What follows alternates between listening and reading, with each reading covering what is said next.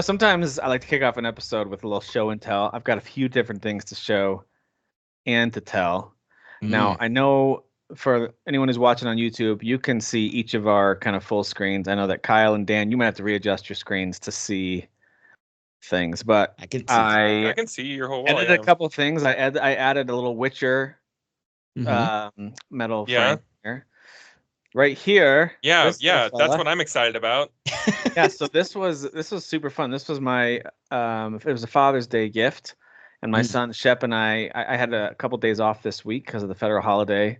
So I forget which day it was. I think it was Wednesday morning that we had off. We just sat for like 2.5 hours and pieced together this. Oh, it's a Lego. Okay. General Grievous Lego thing. I should bring it. Grievous dude? Are you a Grievous dude, Tim? I mean, I guess I am. I don't know, but it was a cool thing. I guess you have one. Yeah, you have to be now if you weren't before. Yeah, but he's got more lightsabers than everyone else. He automatically is better, right? He killed so many Jedi. He's so cool, just not in the movie. Yeah, I think Obi-Wan still could have killed him way easier just with a stealth attack, Assassin's Creed style, jumping down and just. He's sassy though. He has to make his presence known. If he didn't do that, we never would have had the hello there, and life wouldn't have been the same. God, he's so sassy. I know.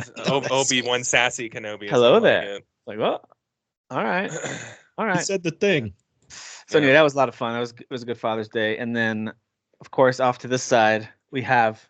I don't get a lot of special editions. If you look in the background of both Kyle and Dan, they have just an incredible assortment of figures and all sorts of memorabilia. It's just awesome, and I love it. And I've got a few little pieces here and there, like a Chrono Trigger mug, and I've grabbed a few of these like dust plate things, whatever these are called, these like metal. I've got a few of those. Not a ton of stuff though. I've got a few little Star Wars things. I think there's there's a Stormtrooper helmet. You have like a slow evolution happening as each episode goes on. Yeah, well, I've had some little things. I have R2D2 up on my shelf that you guys can't see from here. Anyway, I've got a couple things, but now I finally have something super.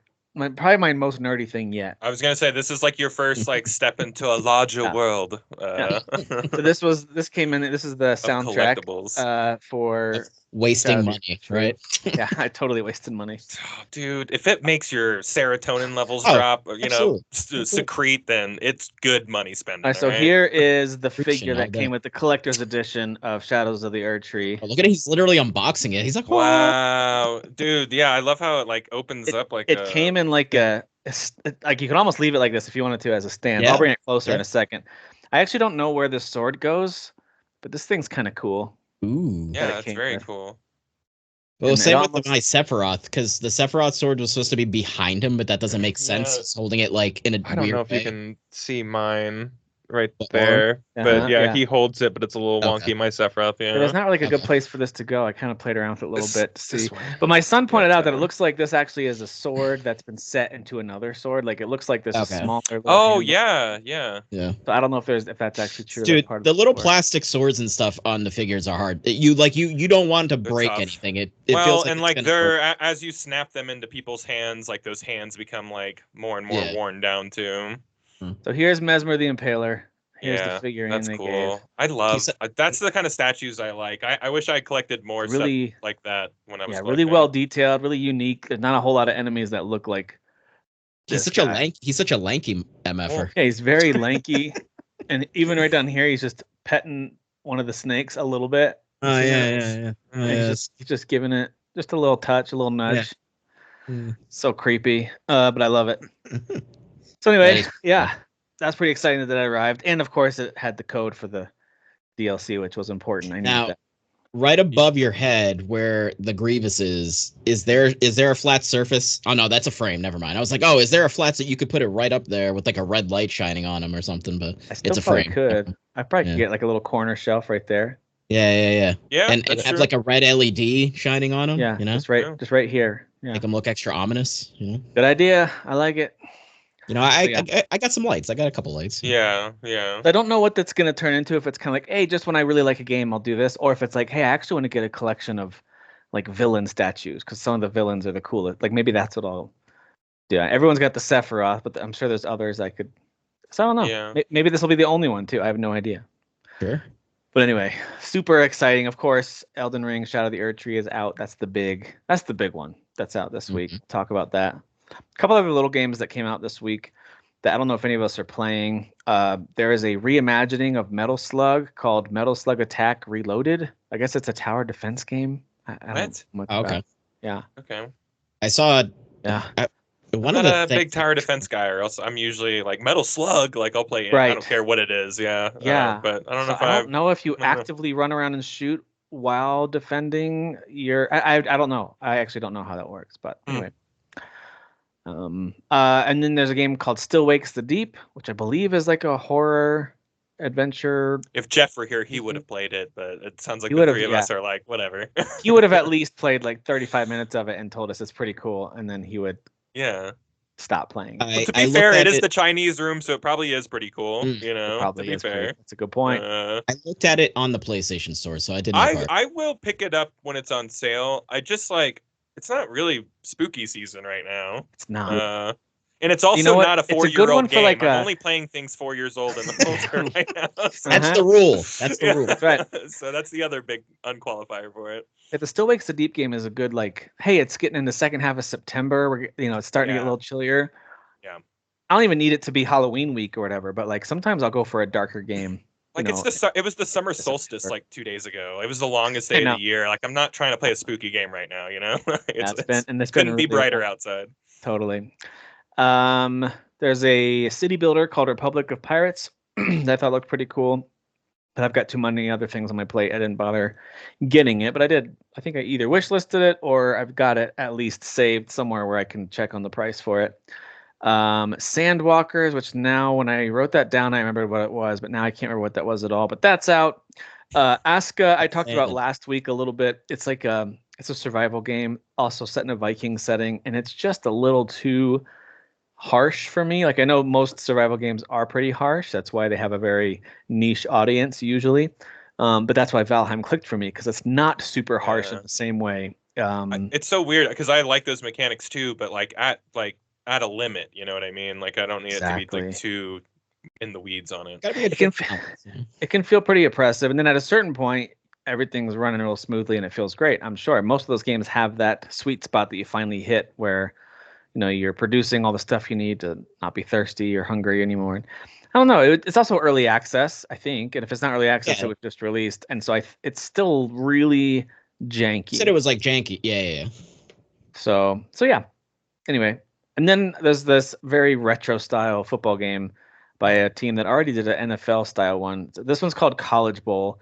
They don't have licenses for NFL or college teams, so it's completely made up. It reminds me of like old school, like Nintendo or something. If they didn't have that, like I remember playing baseball on my Game Boy. It had no MLB license, so it was completely made up teams and players. It's like the teams are made up and stuff like that. Oh too, yeah, it'd be like the Minneapolis Maulers. Yeah, that's a good throwback. I like that. It was just a game called baseball, nothing else. It's called baseball. So this is called College Bowl, and it is exactly that. It plays like a 1990 like a Tecmo Bowl? Madden. No, it plays like a Madden. Oh, so like it's a like Madden. Okay. So it's vertical.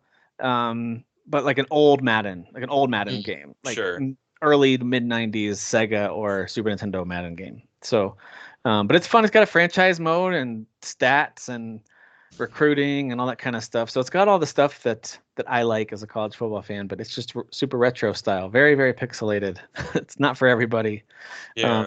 But I like it. I liked Retro Bowl a lot. I mean, that's like the era of sports games I was playing, though. You know what I mean? Like back when there was a pass button and yes, dude, it reminds me of Joe Montana's football for the Sega. I remember he had a football game. So yeah, it was. I forget what it's called. I think it was just called Joe Montana Football. They didn't try really hard with titles back then. Oh, that guy put his name on it. Yeah. Or do you guys remember? Related but not really related. Wayne Gretzky 3D hockey. Yeah. For the N64. That was a fun game. I'm not even a hockey fan, but that was fun. Actually, there were a couple of hockey games that I played. The hockey video games are fun. Yeah. Like I said, when they were simpler to play, like where they weren't so like menu intensive like they are today, like they were fun. I still remember Keep it simple. Again, it was titled Ice Hockey, and it was for the Atari, and it was just called Ice hockey. You know what you're getting there. You know, it's like when you see a place called Wings. That place is probably gonna have pretty good wings. Chinese food. Wings. You know what you're Chinese getting? Food. What's that about? You know what's going down in there. You know, massages, right? Yeah, it's like Dan doesn't have the house number written on his house for the address. It just says Dan. It just just my name. Dan's There here. it Okay, is. cool. So anyway, so College Bowl, it's exactly what it sounds like. There's Cool. probably some other ones too, but I'm not really sure of any other major releases for this week. I know next week we've got a couple of games like Luigi's Mansion 2 is getting. I think the Golden Road expansion came out on Elder Scrolls. I didn't start it yet. I played the prologue. Okay. So, but I haven't. Okay. The prologue is like the free piece of DLC, like or mission that they put like a month before the actual DLC comes out. Gets you ready. because it's on sets up PC, the right, but not story. consoles yet.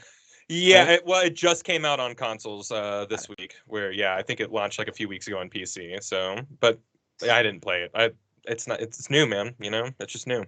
Well, It's too I new. do know It's too new.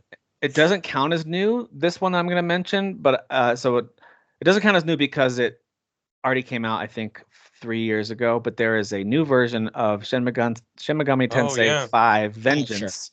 Yeah. Kyle, I know you at least Yeah. dabbled in a little bit. I played it back then and played about 15 hours back then, and like I liked it, but like I just wasn't in the mood for it. Like much like I love Bayonetta, but just that wasn't in the mood to play Bayonetta 3 when it came out. You know, it happens sometimes. I am playing this now, and the first 15 hours are so absolutely different. Like there's way more story, there's way more going on. You really revamped it, huh? Yeah, it would be unfair to call it like this is its Royal or this is its FES, Persona, type of lingo or whatever. It feels like why didn't they do this before? Sure. And it actually has me hooked now where I'm like, well, I want to play this, like, because it's really cool. The story's really awesome. It's wacky. I like it a lot. Very hard. Very hardcore. That they've circled back around and like added these things, like were people complaining about not enough story or something? Like some of the like there's like it just didn't have a lot of it, like it was like just a lot of oppressive combat, and the game's hard, man. All the SMT games are super hard, so but yeah, I don't know. I'm really enjoying it this time around. So a lot of quality of life stuff too, like speeding up battles and all that kind of stuff that goes with it. And now it's on other consoles besides. Wasn't it Switch only before? It was Switch only, and man, it's a good looking game on PS5. So yeah, it's not like Persona, level like graphics. It is a Switch game after all, but like the touch ups and the 60 frames and all that stuff, it all looks good. So nice. Yeah, it's a good game. So that is technically a new game, but not really, but kind of. So that's the closest thing you've gotten to playing a new game in a few months now. Yeah, it is. It absolutely is. Yeah, and it's a new old game, like you said. So right. It fits enough. And I know we're playing it fast news with the word old. Like if it came out even last year, we're like old. Yeah, it's old. Yeah, right. Absolutely. Yeah. It's fine. Okay, cool. Anything else that either one of you are playing that's relatively new? I know, Dan, we chatted a little bit last week, but Kyle, especially since you weren't here last week, is there anything else that we missed before we dive into? I don't even know the meaning of the word "new" with video games right now. I don't even know. We're old and out right now. So true. Relatively new now. I'm all old right now. All old. To be honest, I'm thankful for that. Huge list of old games. Catching up on things, so Yeah, I'm with you. Okay, I just had to shut down. I've got too many things open. Okay, there we go. All right, yeah. So Elden Ring: Shadow of the Erdtree is out. It is the concurrent players. I actually wanted to look this up. Was really high. Like Elden Ring really jumped right back up the list, which is not really a big surprise, I don't think. But the height that it got to, I thought was a little surprising. So its all-time peak. If you guys are familiar with this, Steam database keeps track of kind of most played games on Steam. And it'll give you the current active players, 24-hour peak, and then all-time peak. And as we know from earlier this year, Pal World, I think, broke every record except for maybe PUBG or something. Yeah, PUBG still holds the record at 3.2 million at one time. Pal World got up to 2.1 million, though. It passed Counter-Strike 2 and Lost Ark and Dota 2.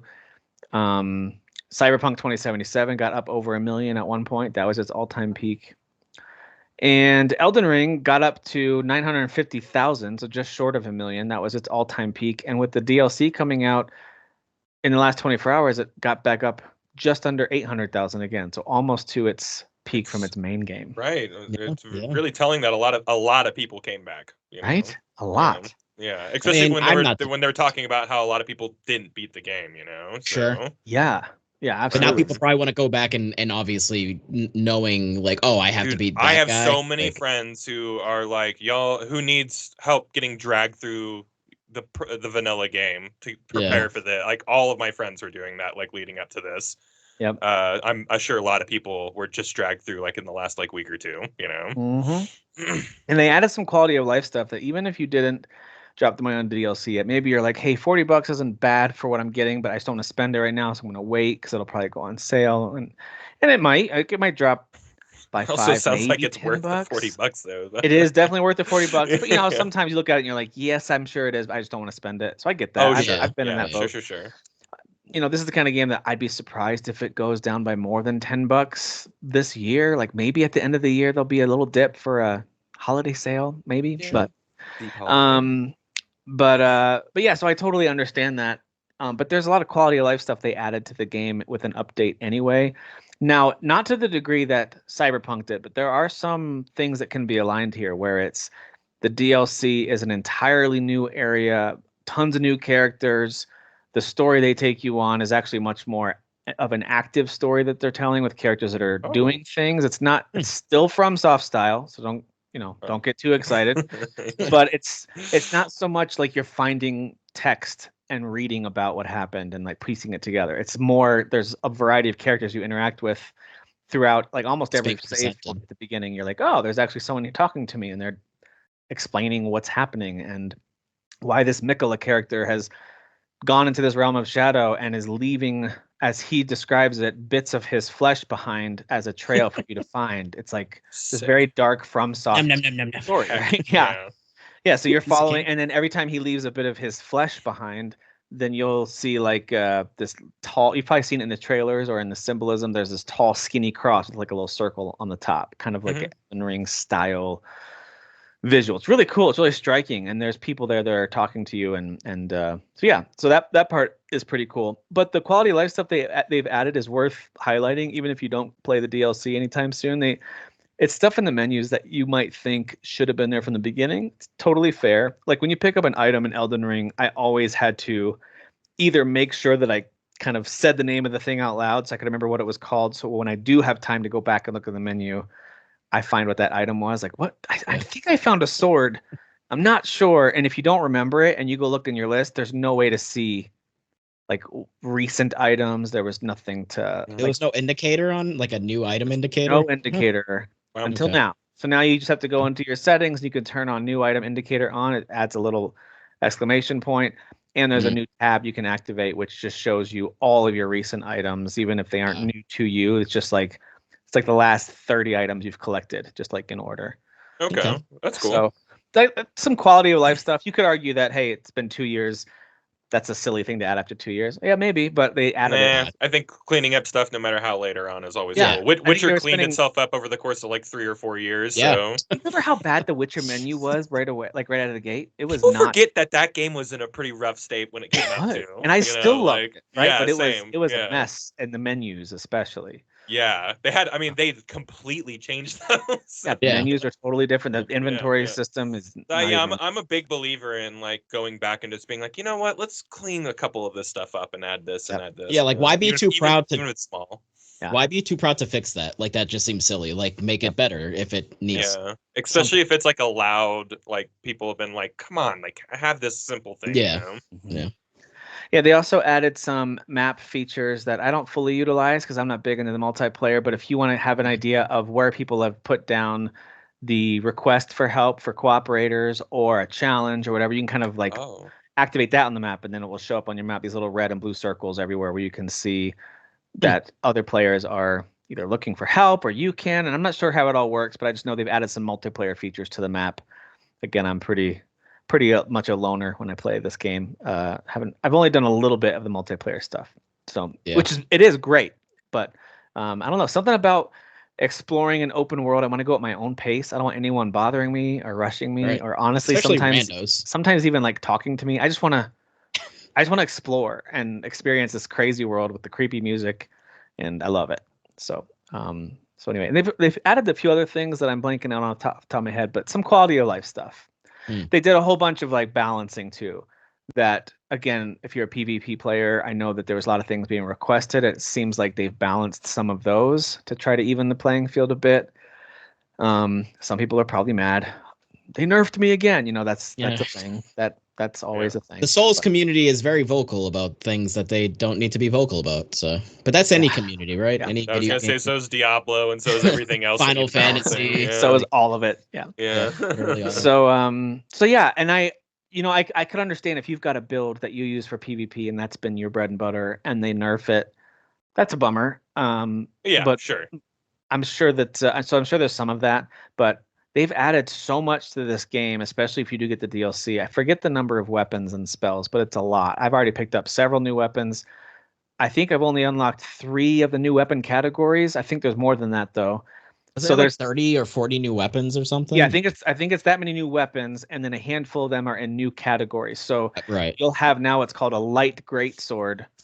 So you hold it with one. You can also two-hand it if you want to, but you hold it with one hand for the most part, and it's almost like you almost use it like you do like a rapier. It's like quicker, like you're fencing, but it's also bigger. It's hard to describe unless you see it. It's really interesting. You do faster swings, but it's heavier, so you hit harder. I think it's really cool. I've only gotten one of those. It's called the sword I got is called the Milady, which is an awesome name. Milady. And so every time I kill something, I go Milady. Of course. But yeah, so I instantly went and because with the character that I'm using, I've got so many smithing stones and stuff ready to upgrade. So I just went and maxed that sword out, added fire to it because I have a faith build, and so faith scales with that, and just started lighting fools on fire with my new Milady sword, and it was awesome. So that's been a good time. That's super rad. They also added like a monk style of fighting, which I think was the most significant one that people saw in the trailer, where you saw someone punch, kick, and everyone was like, "What is this? What did he just drop kick somebody? Like, what is that?" So I actually only just got that earlier this morning. I played for a little bit this morning. Nice.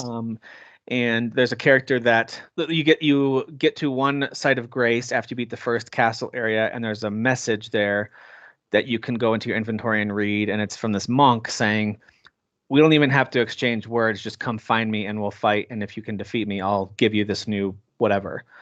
And that's pretty much what he said. So you go to him and you have to do the right gesture in front of him. It's kind of like a may the best man win gesture that you learn in the DLC. And as soon as you do that, it activates a boss fight against this guy. He is really hard. He like Kung Fu Panda punches you, and it hurts a lot. Does he say skadoosh? He does not say skadoosh. Skadoosh. Yeah. But yeah, he does like this wind up thing with all this wind behind him, and then he hit me, and he took me down to like I have way too much health because my character is pretty overpowered. But he killed me. He almost got me in one hit. I was like, okay, all right, this is for real. So anyway, so I got that, and that's like these little gloves. I like these hand wraps, and I haven't tried them out yet, but I've seen online people are making builds, especially with things like frost or some of the other status effects, because it hits so fast. In Elden Ring, when you have a status effect on your weapon, every time you hit, it builds up that status effect meter on the enemy, little by little by little by little. So if you have something like fists and kicks that are going fast, I mean, like daggers are great for this, and now fists are another good option for this, where it just builds it up super fast. So apparently people are using things like frost and that's just melting enemies because it goes like so a pugilist class, Yeah, it's really a cool thing. And so I guess some people are saying, like, if you do this frost monk build that they're calling it, it sounds awesome. So I might try that. But obviously, then on the other side of that, it's you're having to get like all up in whatever you're fighting. You have no reach, right? Yeah, right. So you have to be all up in its face. So that's kind of the which is the which is this game is sometimes pretty hard on tactics like that. Yeah, dude, especially these new fire things. I'm sure you've seen them in the videos or the pictures. The guys with the giant fire baskets on their head. Oh my god, monstrosities, marching around. Dude, I saw this one guy fighting the thing multiple times, and then the last moment it picked him up and just hurled him into his basket head. Yeah. And he just sat there. The dude just sat there. He's like, "Are you kidding me?" Like, yeah. By the way, if you're a fire basket monster, that's the number one move to do. Just do that. Yeah. Oh, 100%. It's definitely don't waste your time stomping. His calling. Just put him in the. Yeah, just put them in the basket. Your head is a basket of fire. I mean, you see one right away. So when you enter, you do have to get to the Shadow Realm. You have to defeat this boss. We talked about this a couple weeks ago. This boss named Moog, who's in the underworld of the main game. I don't know if they're going to make it any easier to get there now that that's required for the DLC. Probably not. There's at least 2 ways I'm aware of to get there. One of them is harder and it's deeper into the game. One of them is easier. It just takes a quest line you have to follow. It's actually not that hard. It just takes, I don't know, 30, 45 minutes and you can get there. But he is tough to beat if you aren't leveled up enough. He's not a cakewalk. So anyway, you have to defeat him, and then once you do that, there's a new NPC that is then standing in his temple where the fight was, and she talks to you, and that's the introduction to her new group of people that are in the Shadow Realm that you team up with. So she talks to you. You walk up to this big, like, nasty egg-looking thing that's split open, and it has this decrepit hand hanging out with blood all over it. That's Miquella's old body that he has abandoned, and he escaped to the Shadow Realm. And so you go and touch his hand, and then you're warped away into this really dark valley, and it's just kind of somber. It's like, okay, it looks nice, I guess. But of course, classic Breath of the Wild / Elden Ring style, they have you walk up a little bit of a tunnel, and then it opens up, and it's just this gorgeous, like, orange wheat field. The Bethesda style world reveal, walking out of the sewer or whatever. Yeah, dude, yes. It's the vault door opens, right? Yeah, the vault door opening, exactly. It's that same experience that just kind of makes you go, okay, this is amazing. Love it. That's a special thing that games can do, for sure. Yep. This one has Elden Ring's done it a few times, but the games you just mentioned do excellent jobs of it too. So yeah, the title of the new area comes up. You see your first little site of grace where you can go save, and you literally just in that moment think, like, here we go, because you can just see, like, castle tops and mountains in the distance, and you can see stuff that you'll be able to get to. Yeah. That looks so far away and so daunting, right? That's the promise with these games, though, too. If you can see it, you can touch it. Oh yeah. Which is the best. Yeah. So that feeling's been great. I've loved it. Exploring has, and Kyle, you said this in the chat, and it's so true. The exploring magic of Elden Ring has been absolutely recaptured for me. Like, it's so fun. It's like that nervous exploration. It's that little bit of apprehension of, like, something super strong could jump out at any moment. Like, but they have something sick that coming across a cave or something like that. And like when I was playing Elden Ring, it's always like, am I feeling froggy right now? Do I want to go in this thing? Like, or you check your rune count. Like, how many would I lose? I need to get here, but like, what about this? Or there's like a jump that I think I can make that jump. Yeah. How many runes do I have? Oh, okay, that's which, like, the other games we were talking about, we were mentioning, also has that, but like the danger's not there in like a Fallout game or an or Elder Scrolls or something like that. That like it's a power. Those games are power fantasies, like absolutely. You're but not losing currency. Yeah, this game is like you are gambling with every step you take into any direction. Like. Yep. Yeah, right away as you're going through, and they did this like gladiator style wheat field, but it's like a darker orange, like a golden kind of darker color. But it's really cool. It's like waist high wheat grass that's everywhere in that whole opening area, which is cool. But it also makes it sometimes hard to see, like, is that an enemy? Like and then sometimes the main little like mobs that are pretty easy to kill, but they can hurt you. They are these really dark kind of I think they were ghosts of burned people or something, because they're totally black and shadow looking. They're like shadow figures, and they're always like crouched down or like like covering their heads, and when you come nearby, all of a sudden they stand up out of the wheatgrass, and it's just like, this is crazy. Cool. Like, really cool design. To the long grass. I was gonna say, that's exactly what I've been thinking this entire time, Dan. Jurassic Park. It's the Lost World. Yeah. Go to the long grass.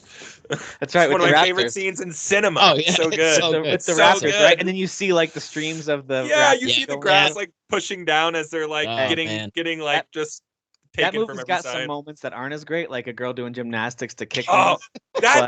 That scene sucks so bad, but also there's a trailer sequence. You know what I mean? So it's like, you gotta take it where you can get it. Dude, that movie's fun. That movie is that's like probably the only like really like egregious part where I'm just like, what is going on? The gymnastics here? kick. Them saying she's in gymnastics in the first act of this movie pays off in a way that I never wanted or needed. But it also has that whole like, I forget what, some kind of RV that's falling in the glass. That's what I'm saying. The trailer scene. Yeah, the trailer. Like the Uncharted moment. It's one of the greatest sequences. Like, and it's all like practical effects and stuff like that. Yeah, it's like And by the way, Steven Spielberg really like pulled it. My mom, who doesn't like movies at all, saw that movie in theater, and she was just like total.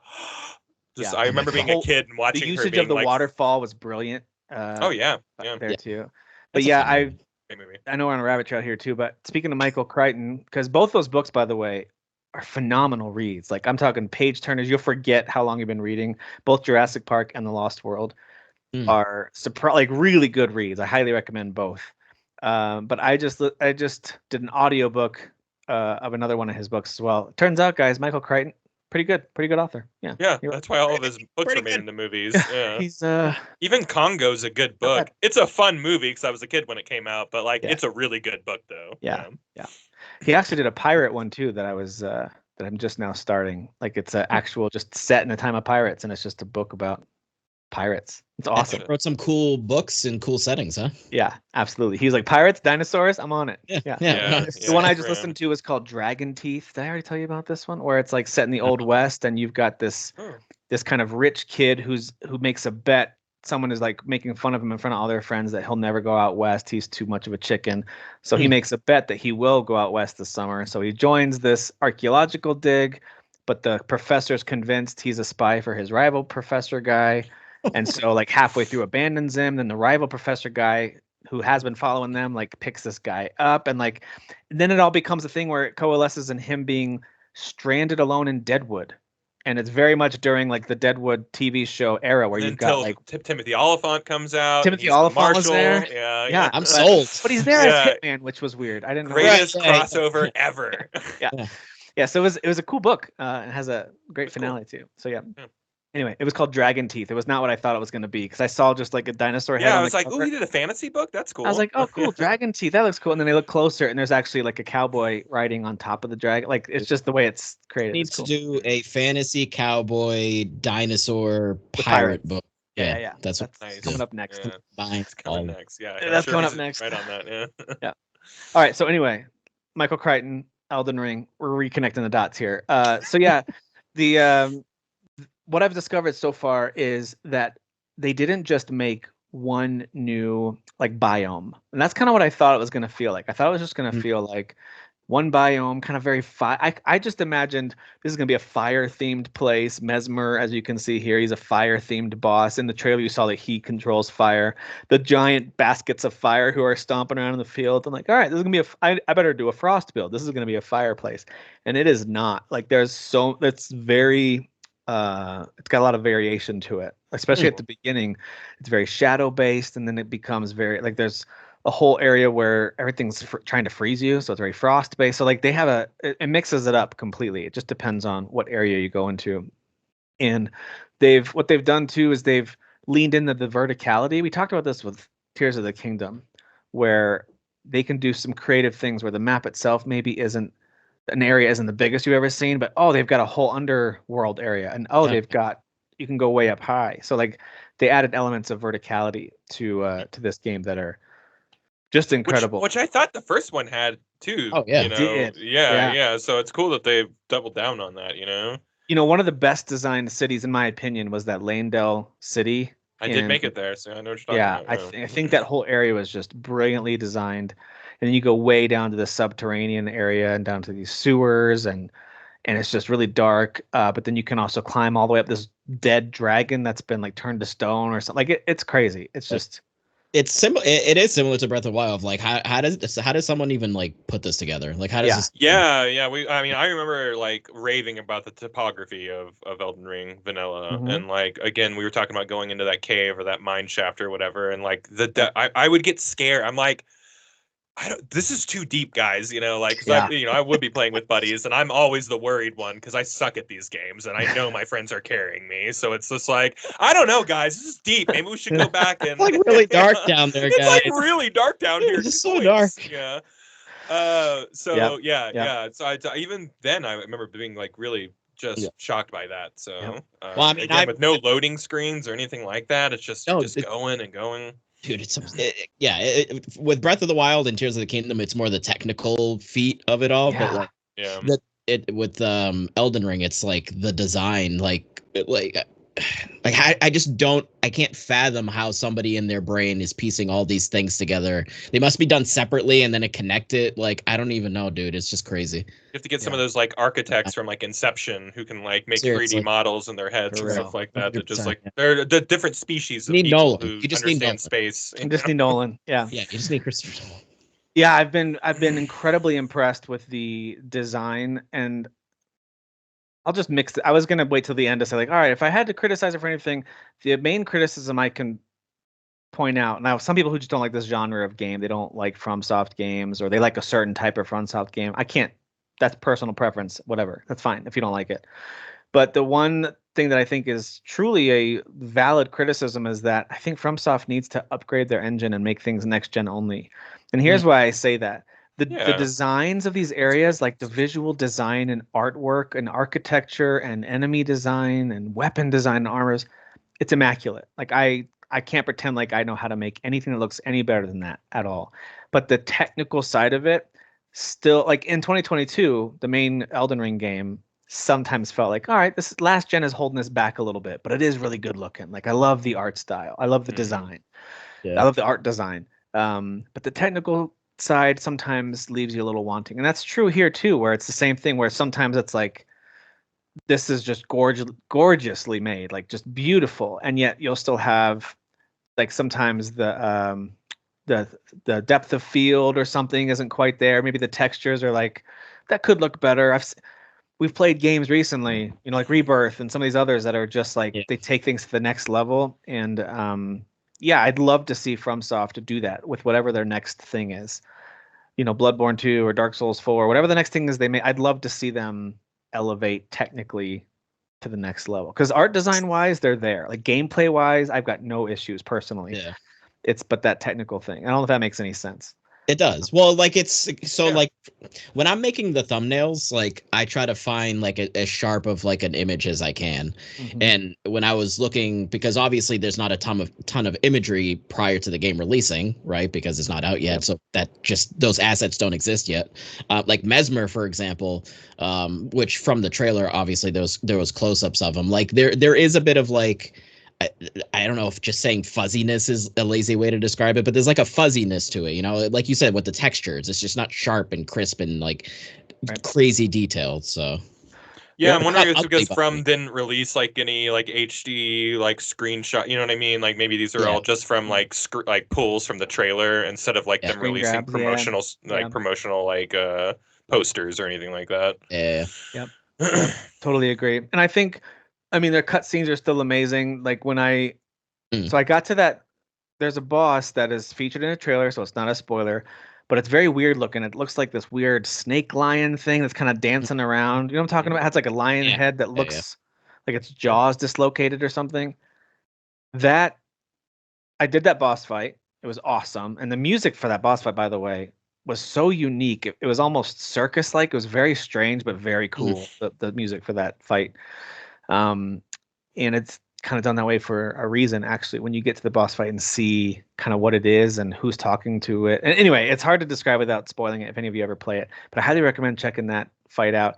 But it's so creative, and I don't know who in the world thought of that for a boss, for a monster. It's very strange. It's like a nightmare a little bit, but that's what makes drugs.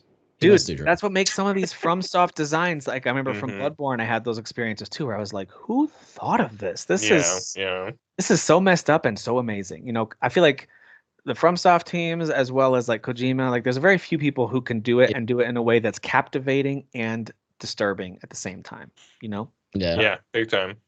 And I love it. So, so I've been captivated by a lot of the design, a lot of the verticality of the levels. The only other weapon type I wanted to highlight real quick is called the backstab. These backstab blades. I think they're called backstab blades, but you hold them. See if I have anything that's all right. So here's my pen, right? So normally you're holding a sword this way, and this time you're holding like this, like a ninja. If you dual wield it, you'll actually have a second one. Right. So you're slicing like this, but your special move that the first one at least comes with is you slide past them and stab backwards at them. Like it's a really cool Ash of War move that comes with it. And I'll tell you, if you put some like poison or fire on those bad boys and they're glowing, it looks like you're a really cool Jedi or something, because you've just got like these flaming blades that are like sliding past bad guys and stabbing them. That's cool. Super cool new weapon type. I like that one a lot.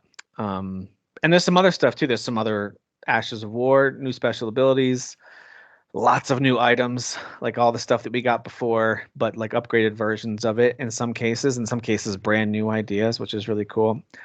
And the last gameplay mechanic I'll mention before we move on from this is the way they do leveling up. I had a lot of curiosity about how they're going to do this in a way that allows there still to be balance in PvP. I know level 150 is kind of the cap, and that's where they will actually lower your level to. If you go into PvP, they'll lower you down to that, because like if you're level 500, good for you. But in anyone else's game that you join, you're going down to 150. So it can kind of level the playing field.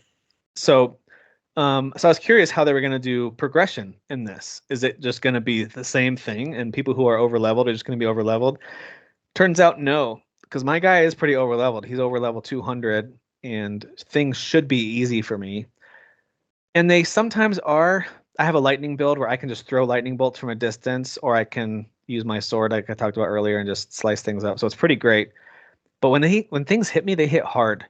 Like everything. Normal mobs and bosses, they're hitting me so hard. I'm like, I have so much health. How am I getting hurt so bad? Well, it's because you have to level. There's 2 different blessings they've added to the DLC, and this stuff only works in the Shadow Realm. It makes it super clear. These 2 blessings are only effective in the Shadow Realm. One of them, generally, it doesn't tell you exactly what the numbers are, but it increases the damage you do and decreases the damage you take. So basically, it's increasing attack and your defense. So every time you activate a blessing, it goes up, and there's a little number beside it. Like if you've done it once or twice, now I've done it 6 times. So I'm kind of like level 6 in the Shadow Realm. I don't know how many. So it stacks. It stacks. So I don't know how many total there are. If there's 20, if there's 100, I have no idea like how leveled up you can get. And then the secondary one is it's another type of blessing called a Revered Ash, and that levels up your horse and any summons that you bring along with you. It makes them stronger. So it basically they've added DLC specific leveling system. Essentially, is what they've done. Okay. You can only find these items in specific spots in the game, certain dungeons, certain kind of tucked away areas that are guarded by big enemies. So it's similar to finding somber ancient stones or whatever to upgrade your weapon. They're tucked away. Yeah, I was gonna say, like, does that carry, like, if you get back to the base game, like, that goes away, like, all of that disappears? Yeah. Then it's just your level at that, whatever your level was at that point. Yeah. Yep. Okay, that makes sense. So this is just a Shadow Realm buff, basically. Yeah. So, and that has actually made, like, oh, okay, I can actually take a few hits now. Like, I've upgraded that a few times, and I'm surviving a little better as I progress. So I thought that was a really, in some ways, convoluted, but for the most part, pretty smart way to add a new layer of progression to this whole area where I feel like I'm getting stronger. Well, people have been playing this game for years. So imagine all those, like you said, level 500s coming in, just stomping all over there. Right. And I'm sure they still are. Hard-working, difficulty curve that they want everyone to experience. So that is smart. I do like how they handled that. That's cool. Yeah. And I think if you do come in high enough level, you might just kind of power and beef your way through most stuff anyway. That's fine if that's your thing. But yeah, I kind of decided I'm going to cap things off right around the 220 range. I won't go any higher than that, just to have some level of challenge. But I didn't need to do that because this DLC is super hard. Like a couple of boss fights have taken me multiple tries for sure. Like there's one that's called a Death Knight, and he is all electricity and spinning attacks, and he's super fast. And my build is not created to stun enemies. There's all kinds of builds you can do in this game. But he's a boss that if you have a heavy weapon or can stun them and hit their poise, I don't think he's super tough. But I don't have that. I'm all about dodging and throwing lightning and swinging my fire sword real fast, and then dodging and doing some more of that. So I'm like all damage, no poise damage. And he was hard for me, man. He probably took me like 12 tries to beat this stupid Death Knight, whatever. But that feeling yet again of new enemy, totally new moveset. He looked totally different from anything I fought before. I was not, most enemies in the main game, at a certain point, you're like, oh, okay, I kind of know this moveset. I've seen this moveset before. Okay, I know how to handle this. This is all brand new. I didn't know what he was doing. Mm-hmm. Hey, he's winding up. Oh, he picked me up. And, he's draining my life, and he just healed himself completely after I got him down to a third of health. I didn't know he could do that. Now I know. Those kind of moments. So, dude, I'm really loving it. It sounded like they said, like, I think he said like the bosses are tougher in this game. Oh, like, yeah. They're yeah. We didn't throttle them down or anything like that. That's right. So. And they've done a good job of allowing you to explore without just. I mean, I'll use this as an example because it's another game I love. Valheim, the new Ashlands area, is. I think they need to patch it. It is so overwhelmingly difficult. Like enemies swarm to you, and even though my character is super strong, I get attacked and have to run nonstop. Like I can't really enjoy the area or explore and do the fun things I want to do in Valheim in Ashlands yet, unless I spend several hours, and I mean hours, clearing out a whole area of enemies. Then I can explore and mine and chop down the new type of trees to get the new kind of wood. And it's just very, very frustrating. It's just not balanced. And I feel like in Elden Ring, they understand, like, hey, one of the key draws here is exploration and creating these little nooks and crannies that if you go and explore, we're going to reward you for it and you're going to have to fight for it. But we're not going to, they don't overwhelm you with waves and waves and waves of enemies out in the open field too much. You can avoid a lot of things while you're just riding around and unlocking the map. You can still do that. And I love that. So I still have not defeated a big basket fire head dude. That's because he's got these armor around his feet, and like kind of like the fire giant did, where you have to like wait for a weak point or like hit the one foot that's not covered. So I need to figure out how to do any damage. I can barely. Well, he like stomps too, right? And it shoots out and he like stomps, all this. And it's not just like, oh, don't be near his foot. It's don't be within a mile of his foot, because it is a huge wave of fire. I did learn, by the way, you can jump over it with the horse if you time it right. So you can jump over that wave of fire. But then if you go far enough away, he just starts swinging his foot back and kicking, and he just kicks it for like 2 miles, just straight forward, just fire stones come flying at you. And I was like, all right, this guy. And now I just discovered, you told me, that he could pick you up and put you in the basket too. Yeah. So there's really no winning with this guy, I guess. I mean, you think normally you would just set a basket on fire, right? But in this case, you can't do that. You can't. You'd think so. Yeah. So yeah, I'm absolutely loving it. The sense of discovery, and I mean this in a good way. The fearful exploration is back, and I love that. More like apprehensive exploration, but where there's excitement mixed with nervousness. The risk reward of all of that stuff is great. I love it. They did add some new cave type things called jails, where there's actually like jail cells, and it goes super deep underground. And you like have to navigate down, and at least in this one case, on these giant pots that are hanging from the ceiling from chains, and you have to like work your way down without falling too far. And there's new creepy monsters down there. There are some recycled enemies, and some people might complain about that. Like, oh, I've seen these dumb dogs before. And by the way, the dogs in Elden Ring can be so annoying. They can really come, like when they start attacking, it can be really annoying. So those exist still. Like they still have some enemy types that you'll be familiar with. They even have the sheep that are roaming around, and there may or may not be ginormous versions of sheep that all of a sudden out of nowhere behind a tree you're like, why is there a huge sheep? And why does he? Oh, he's rolling at me, and he's covered in lightning. Like that may or may not happen. But he's cute though, right? Because he's a sheep. He's pretty cute. Yeah, he's a sheep. If Yakuza can make games with the same assets every single year, sometimes twice a year, damn it, Elden Ring can too. They can too. Yeah, I think they do enough. They do enough new stuff, enough new enemies. These weird flies that'll jump on you and start like sapping your energy. Very Jeff Goldblum in the fly style. Ooh, it's really gross. Creepy there's fly. There's enough new stuff that I'm okay with mixing in some of the familiar. Actually, I kind of like the familiar enemies. I'm like, okay, I know how to beat these guys because everything else is terrifying. Sure. It's probably actually the intention of that. Just that might be, yeah. It's that psychological game that's always being played with you when you're playing a fun game. That like, here, this is comforting, and then nope, sorry, this is death. And I am back to really appreciating and engaging with the messages and leaving a lot of messages, and I get a ton of like. Message appraisals, because like whether it's item ahead and you point the direction of where the item is, or whether it's don't jump here, like wait, there's a treasure chest back there, like all those kind of like player to player messages that are left. I really like that. In the first game, that added to the sense of like there's community here, even though I'm playing this game alone. I really liked that a lot. So That's is kind of back. always been the appeal for me. Is really like the Demon Souls, when it was like you leave messages for each other and you're like, what? Yeah. And then when you Why? see it, you're like, this is the greatest thing ever. Like It's just fantastic. You're just helping each other. It could be as simple as each like other. Yeah. it could be as simple as like be wary of left, and then people know like, all right, I'm about to get, and then a soldier will jump out from the left around the next corner or whatever. I love that. Yeah. Simple as that. The coolest thing ever. Mm-hmm. So anyway, there you go. Shadow of the Erdtree. Mesmer's in the house. I haven't even seen him yet in the game, but he's on my desk. So you seen any of his flesh dropped around? Not him. No, it's a different character. That's different character with the flesh. Okay, yeah. I guess. I mean, there's flesh everywhere. That game's gross. There's just fleshy grossness everywhere. I can't wait for the guy from the trailer that I've seen. He's pulling a sword like out of his eye, and his like neck is. You know what I'm talking about from that trailer? I don't remember the. It looks like it looks like his neck is like about to pop. Like it looks. Dude, that game is, but I don't know. That game is so gross. It's like I think it's just the Japanese, like whether it's video games or like horror movies. Horror movies, just the imagery that they create is just terrifying. They're on a different level of nightmarish imagery. Yeah, absolutely. Yep. Well, listen.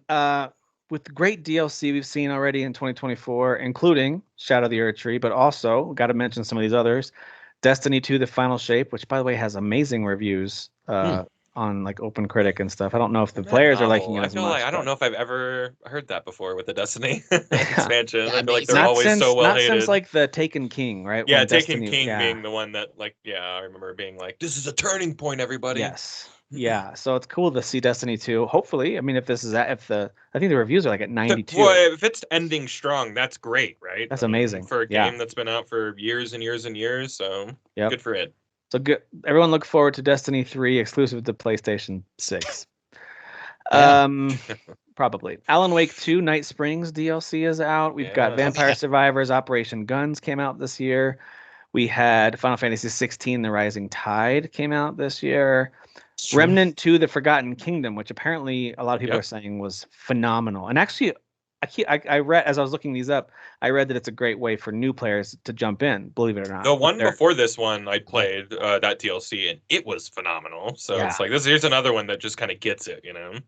And of course, later this year, we have Starfield Shattered Space, Diablo 4 Vessel of Hatred, Final Fantasy 14 Dawn Trail. I mean, there's a whole bunch of expansions and new content on the way this year, and of course Elder Scrolls, the one that just came out this month, the Gold Road. Yep.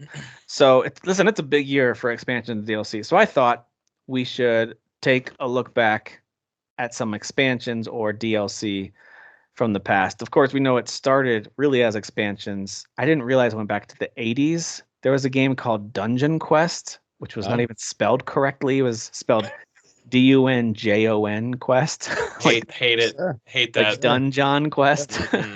Can we patch in the grammatical error? I wish. So, but it really took off in the 90s, of course, as more and more companies started rolling out expansions for popular games. I think, at least for me, when I think of expansions from the 90s and early 2000s, I always think of Blizzard. I know other companies were doing I think it's PC games, PC games, 1,000%. Think of like Warcraft 2 and Diablo, the original Diablo. They got like really major expansion content. By the way, the original Diablo game, apparently they outsourced that to a different team, and that's why the original Diablo's expansion wasn't super loved compared to Diablo 2's expansion. Yeah, 2's was very loved, if I remember correctly. Because Blizzard made it. They had outsourced the first one to a different team because they were making Diablo 2, so they outsourced the expansion. But Warcraft 2, of course, that like changed the game, and then Warcraft 3 continued that. Yeah, I remember Frozen Throne. Like everybody was obsessed with that. That was so good. Yeah. So now a lot of folks attribute the shift from just an expansion where you're going in and looking at the PC, CD box, you're looking at it and you're buying that shifted into DLC, and a lot of people attribute horse armor from Elder Scrolls. From Oblivion. Yes. As being the dawn of the popular DLC option. Catalyst today. Patient Zero. You know what year that would have been, Kyle, for horse armor? I don't know. Early 2000s, right? Yeah, I had to have still been in high school. I think it was 2007. was when Was Horse it Armor really? happened. Oblivion? Let's see. Oblivion. Yeah, look up Oblivion. I would love I to. think the actually Horse Armor Like when the moment was DLC came out, or No, Yeah, like like- just or just a proper game, and then Oh yeah, the game itself. because Well, I think the Horse Armor came out went right as the game came out. Okay. March 2006. 2006. Okay, all right. Wow. So yeah, the Horse Armor moment kind of ushered in the way we think about DLC a lot It's now graduated with already. I don't remember. That's crazy to me. with popular DLC options that we see. But consoles, like you mentioned, Kyle, were behind. This was mostly a PC thing for a while. Yeah. We Um, got Horse Armor, and we got y'all got that's right. y'all got Frozen Throne. You know. and listen, for the ways that we criticize Microsoft, a lot of times deservingly so, for how things have happened or not happened with Xbox, they were way ahead of the game with this, with the original Xbox. They were already rolling out updates, especially to games like Halo 2 with map packs. They were doing that before PlayStation and 2 or Dreamcast. I remember like had, the idea of a map pack being connections. like for a console game being so like just what, like it was so crazy to me. What's The a whole map concept of pack? it. Yeah, Yeah. you down like What? you get a CD. Like what is this? Like I it have to go to doesn't- the store to get this, right? Like, no. Yeah. You just have to download. The internet? Download? What? Yeah, right. So, where is it downloading it to? So I mean, Like, Xbox. I mean, Microsoft deserves credit for being forward-thinking, at least in this particular area, because of course the next generation of consoles, PS3 and 360, and Wii even, it was all downloads, like updates Yeah. nonstop and DLC and digital. they were kind of first to the indie thing too, with like Summer of They were. Gaming, in which we talk about Yeah. we always wax nostalgic about that. So That's right. Yep. And then of course, high-speed internet becoming more commonplace in each home helped a lot too. It wasn't just whether or not companies wanted to do it. It was, do consumers have access to this? So I think by the time you got to that PS3 360 era, it was pretty common for most people to have high-speed internet. And of course, now we just think of it as internet, like that's just basic internet Sure. speed. yeah. How high speed is your internet? Not so much do you have high-speed internet. So, but anyway, that ushered in a new focus on downloadable games and regular updates, where games would start to ship in many cases unfinished or unpolished, and then they would patch it in later. Like that's where you started to see that kind of stuff happen, which Mhm. Understandably built a lot of frustration as well. And then there was a shift even since then to a focus on a subscription model, which of course we saw with Game Pass and others, and EA, Ubisoft, where subscription model became the new goal for companies, and where they can't get a subscription, they want a season pass purchase. Pay us ahead of time for things we're going to give to you later. And we're not even going to tell you what those things are, but they're going to be cool, and we And promise. sometimes our games will get canceled, and we'll never make promises or make do on those promises. Looking at you, Redfall. Yep. And now Xbox is apparently rolling out refunds for that stuff, which is good, but Yeah, good, I yikes. guess, yeah. Yikes. But at least they're doing that, though. That they should be. Doing that, They so. should. But yeah, that It's became, literally the least that they should do. So. Right. EA, I know it's, I kind of find myself sometimes feeling defensive of EA, because I'm like, yeah, they make good stuff though. Like, leave They them alone. do They're not make any good worse stuff, than anyone yeah. else. But they earned their bad reputation for this DLC yeah. stuff. Like, And they I think really it's earned really it. easy to look at them and go, yeah, it's they run really poor business practices too, I with all mean, the purchase. yes. They were the OG of purchasing and burying. Like Yes. they did that first.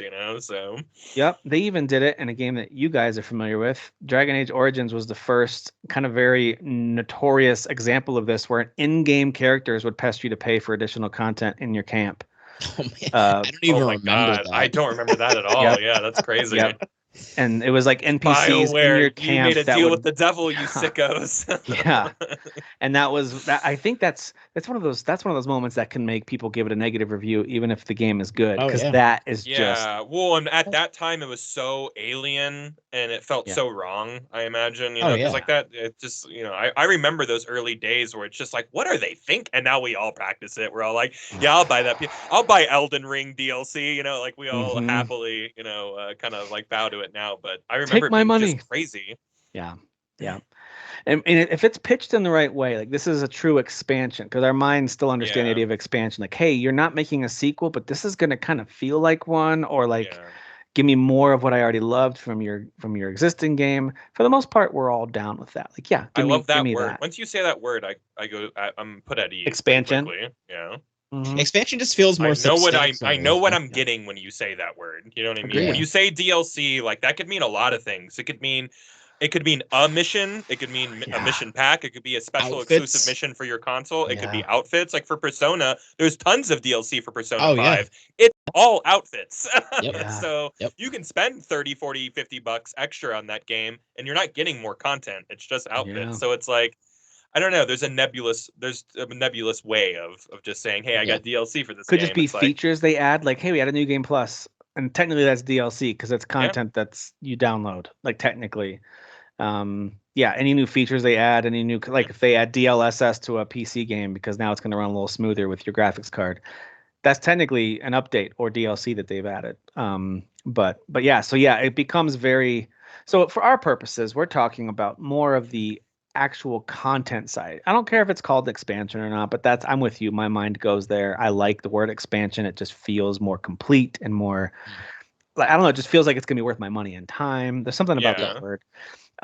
But anyway, I want us to take a couple of minutes and talk about some of our favorite expansions / DLC. Again, it doesn't matter to me if it's an official expansion or not. But I know we've all had that moment where you circle back to a game that you're like, dude, they just added more content to this. Now, I've skipped a lot of game content as it's come out. And I've been like, I don't know if I want to go back to that. Like, I already finished it. My time with it's over. A good example of this is Bloodborne. And the Old Hunters is considered some of the best DLC, not just of FromSoft, but anybody. But I had finished that game. And credits had rolled, and I was done with it. And I just like, I don't know if I have it in me to now go back in and try to get good at this again and relearn it. And am I playing it again from the beginning? I don't, I had all those. And then I thought, you know what, maybe when it's on new consoles or on PC, I'll do it. And nope, still hasn't happened. I don't know. Yeah. So anyway, that's one example though of where like excellent DLC or expansion in that case came out and I just skipped. But there's been plenty that I've played. Of course, Shadow of the Erdtree, the most recent example. But let's each just take turns sharing one that we really liked and why we liked it. So one that jumps out to me is Assassin's Creed Odyssey, The Fate of Atlantis. That was a more recent one than I played. Phenomenal DLC. It came out in a couple different episodes, but they add completely new areas that you go to. You actually go to these like Greek mythology locations, Hades, and you go to what's Mount Olympus, kind of a version of Mount Olympus? Mount Olympus. Anyway, right? Yeah. You go to like their version of heaven, their version of hell, and then in between, essentially. It's very interesting, and the characters are great. It's really, really well done. So I loved Fate of Atlantis, and I thought that Ubisoft really went above and beyond with characters and voice acting and story, and it was intriguing, and they give you plenty of Assassin's Creed-like stuff to do with each episode as well.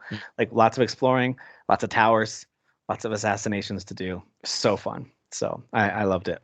Dan, what about you? What's a DLC or expansion that comes to mind?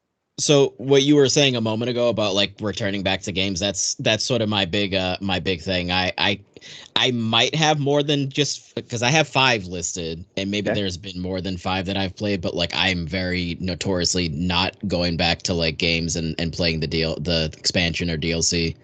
I don't know. There's always so many games to play that it's just like what like I don't remember what's going on. What am I doing? But I would say probably because I was all wrapped up in everything was Final Fantasy 7 Intergrade. Because Intergrade introduced Yuffie in a new light, with new content and a storyline that didn't exist in the OG. I would also say it's imperative story. Like you gotta know it. Like I feel like you're robbed a little bit if you just like skip it and just go right to the sequel.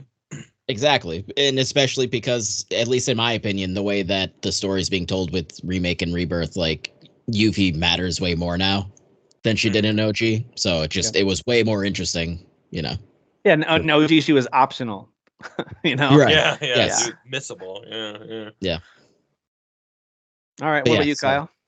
I do want to get one off top that's on my list, just to kind of come full circle on Oblivion. Elder Scrolls Oblivion. I won't take too long on this, but it did start the notorious horse stuff, but it also did Shivering Isles, which was like it was the piece of content that like kicked off like, oh, oh, this is what they're trying to do Yeah. with this Yeah. like whole entire like It won people expanded right back over. post-launch content type of things. And immediate. So not only did they start like this mess, but they also like they were like, no, but it should be like this. So hats off to It Just Works Howard. So It just By the way, works. Kyle, that one is on almost. I looked up a few lists today on almost every website outlet's list of best expansions, best DLC, like all the different lists you can find from the last 10+ years. Shivering Your Owls is on every single one. It's incredible DLC. Yeah. I love Oblivion. That game is incredible. But yeah, the DLC is great. My number 5 though is Red Dead Redemption Undead Nightmare, which I'm playing right now. So it's cool. It's just separate from the game. You just launch from it from the menu. You know, you're not like carrying your, John Marston in or anything like that. And it just tells like the goofiest cowboy zombie story ever. We And need it- more with a lot of cowboy fun. zombie games. Can I? Yeah, absolutely. Yeah, there's need something more of cool these. about dead-eyeing and like, as you're getting swarmed and just going into dead-eye and just like, unleashing on them, Zombies sprinting at you. It's so cool. And they put you in some pretty cool predicaments like in the story missions. So, yeah. Remember it's a going to that classic. first valley, Kyle, and it's just like full of zombies? Do you remember that? There's like this canyon that you go through, and you're like, oh my gosh, they're everywhere. Like how? Yeah. How am I gonna do this? How am I gonna do this? So good. It's cool, man. Yeah, this is one of those things where it's like this has nothing to do with the regular game. Like, it is just a silly goose time, and I like that. Like so. John Martin had a nightmare, and it was about zombies. Here you go. Right. Yep. All right. Well, my so Assassin's Creed Odyssey was my number 5. So for my number 4, I'm gonna go with City of Heroes, City of Villains, and also Going Rogue. Now, here's the thing about City of Heroes. That counts. That would totally made my 5 if I was so clever thinking about it's got to count, right? So like City of Heroes. No, it absolutely counts. Is a popular superhero MMO. Kyle and I've waxed eloquent about it. We love this game. It's so fun. If they really released it exactly how it played and looked before, I would absolutely. I don't need anything to change. I just want to play that game again. Yeah. Don't give me the frame rate boost. Just no, I don't want any of it. Yeah, don't fix anything. But anyway, they created an expansion called City of Villains, but it was a standalone expansion. So it was its own game. Yeah. Except you didn't have to have the original. So that was one of the unique things about it. But then they added an actual expansion where you did need the base game called Going Rogue, where you could switch back and forth. You could go start as a hero and then switch to a villain, or start as a villain and switch to a hero. Super cool concept, because of course in comic books, like that's one of the more intriguing character arcs, right? Is villain to hero or vice versa. And so I loved that, man. You can kind of create your own comic book storyline with your character that you create. And Going Rogue was good great. in that game. The builds were amazing. I remember the beginning, like you're breaking out of prison in City of Villains. Yeah. Like it is such a man, that game is so cool. It's just such Saturday morning cartoon superhero stuff, and it's so fun. Yeah. It was also old school MMO stuff where you go to a new area and you have these little groups of mobs that you have to like figure out how am I going to pick them all off. Like very MMOs notoriously have the greatest expansions, so big time. So yeah, that's my number 4. I know it's kind of cheating, but I included Going Rogue. It's not cheating. It's absolutely not cheating. All right, good. We'll take it. All right, Dan, what's another one for you? Whatever. Make up the list however we want. Yeah, exactly. So the next one for me was also Undead Nightmare. Nice. I mean, I haven't played it for a very long time, but I remember definitely super enjoying that game. But the next one I put on here is like a combo. It's Infamous, Festival of Blood, and First Light. But First Light, First Light was amazing. Yeah, First Light was cool. Really fun. I like Festival of Blood more just because I like Cole. I like him as a character. So I thought that kind of like spin of like doing this like kind of like Halloween vampire thing was really cool and unique with that world. But yeah, First Light was also really, that was Second Son's expansion, right? Or DLC or whatever. Yeah. So I mean, and that game arguably is the most fun to play, I would say, out of all of them, just because it was like a newer game and it just felt really fluid and just had a good variety of abilities. Pretty too. Very pretty. Yeah, it was very pretty. Yeah. Although in First Light you're playing as I can't remember her name. But Ashley Birch, pretty much, right? Isn't it her? Is it Ashley Birch? Isn't it always Ashley Birch? I thought it was. We're just gonna say it's Ashley either her or like Laura Bailey. It's like one of those two, I think. Yeah, or Laura. It is always Laura Bailey. You're right about that. Yeah, it's one of those two. yeah, I and I just miss that world, those games. Like I What the really hell is Infamous? Yeah, what the heck? I was obsessed with that first Infamous, and Infamous 2 is like awesome I too. like the second one a lot. Guys, I skipped both of those games. I never played either Oh one. my Really? god, the first game, it has one of the coolest superhero stories ever. They're both on my backlog Hall of Shame. Good. They were sitting there beside Sleeping Dogs. It's like I only got to that one so far. And like you got to the right one. Good job. The twist wasn't necessarily anything like groundbreaking, but it was fun for like this completely made up, unique story, like comic book. Yeah, it felt like a comic book story, and you felt like a coming up comic book hero. And there was a cool like this is at a time where everybody was obsessed with like, you want to be a good guy or a bad guy, It's like there's that element of it too. Yeah. But I like the second one because like it takes place in like New Orleans or make believe New Orleans. Yeah, it was unique. Half of my family's from the swampland, so it was nice seeing swamp people in their natural habitat, like trying to deal with superhero shenanigans. Yeah, and like this big bad, and the second one is fun because it's like it's literally right after, so it's like kind of like high stakes too. There's a lot of big stuff that happens in that game. Yeah. But yeah, the uniqueness of Festival of Blood was really fun, and First Light was just fun too. So nice. All right, Kyle, what else you got? I did mention Elder Scrolls, but for my list, I went with a Skyrim one, Dawn Guard. There's just nothing cooler than going on a mission to stop a vampire master who's trying to blot out the sun. And it's just like high stakes, man. It's amazing. So high stakes, you get the best companion of the entire series. In that DLC, which is like this like vampire master's daughter who's like, well, we gotta stop this guy's crazy, we gotta stop him. They introduce crossbows, introduce like a new part of the map. You get a cool new like fortress where like you're building up your like vampire hunting army, and you get a major choice at the end. You can become a vampire lord and transform into like a major vampire and stuff like that. Yeah, Dawn Guard is the bomb, man. And they had another one too. It was like it was a Dragonborn like DLC or something like that. That was a really big piece of the story as well. But like, man, there's something cool about just like chasing down vampires, because it also changed how the world worked. Whenever you downloaded the Dawn Guard DLC, suddenly vampires were just all like they were attacking towns and they were doing that, and like it just. Like you immediately were like on guard. You're like, what the heck is going on here? That's like cool. People are just dying left and right from like random vampire attacks, and or you can get jumped in the middle of exploring or something like that. It's pretty wild, I love that. I had and it's like 30 or 40 hours. Like it's a lot of content, So. Dan, man, I can't hear you. You're quiet or silent. I said with a vampire theme going here, Festival of Blood, we got that. Yeah, I copied you. That's what happened. Yeah. We got Tim. Got vampires? I don't have any vampires. This is one of those things. I do have a vampire, but it's later in my list. Actually, it's higher up in my list. But this next one, I don't know if it would make my top 5 if I were to make this at a different time. But it just jumped out at me as I was looking through all like the significant notable DLCs over the years and expansions. This one jumped out at me as like, I did love this, and I played all of it and I loved it. And that was Shovel Knight Treasure Trove. Oh, that's okay. That lot of DLC there. Yeah. It added several different entire little games basically where you play as different heroes. There was a Plague of Shadows where you play as the Plague Knight. There was the Spectre of Torment where you play as Spectre Knight. That was my favorite one, by the way, besides Shovel Knight, because the Spectre powers were so cool. Yeah. And then King of Cards was really awesome too. You were King Knight, and he was pretty great too. And that all was in this treasure trove, which, by the way, is a steal if you ever see it on sale. Like, there's so much content in the original Shovel Knight.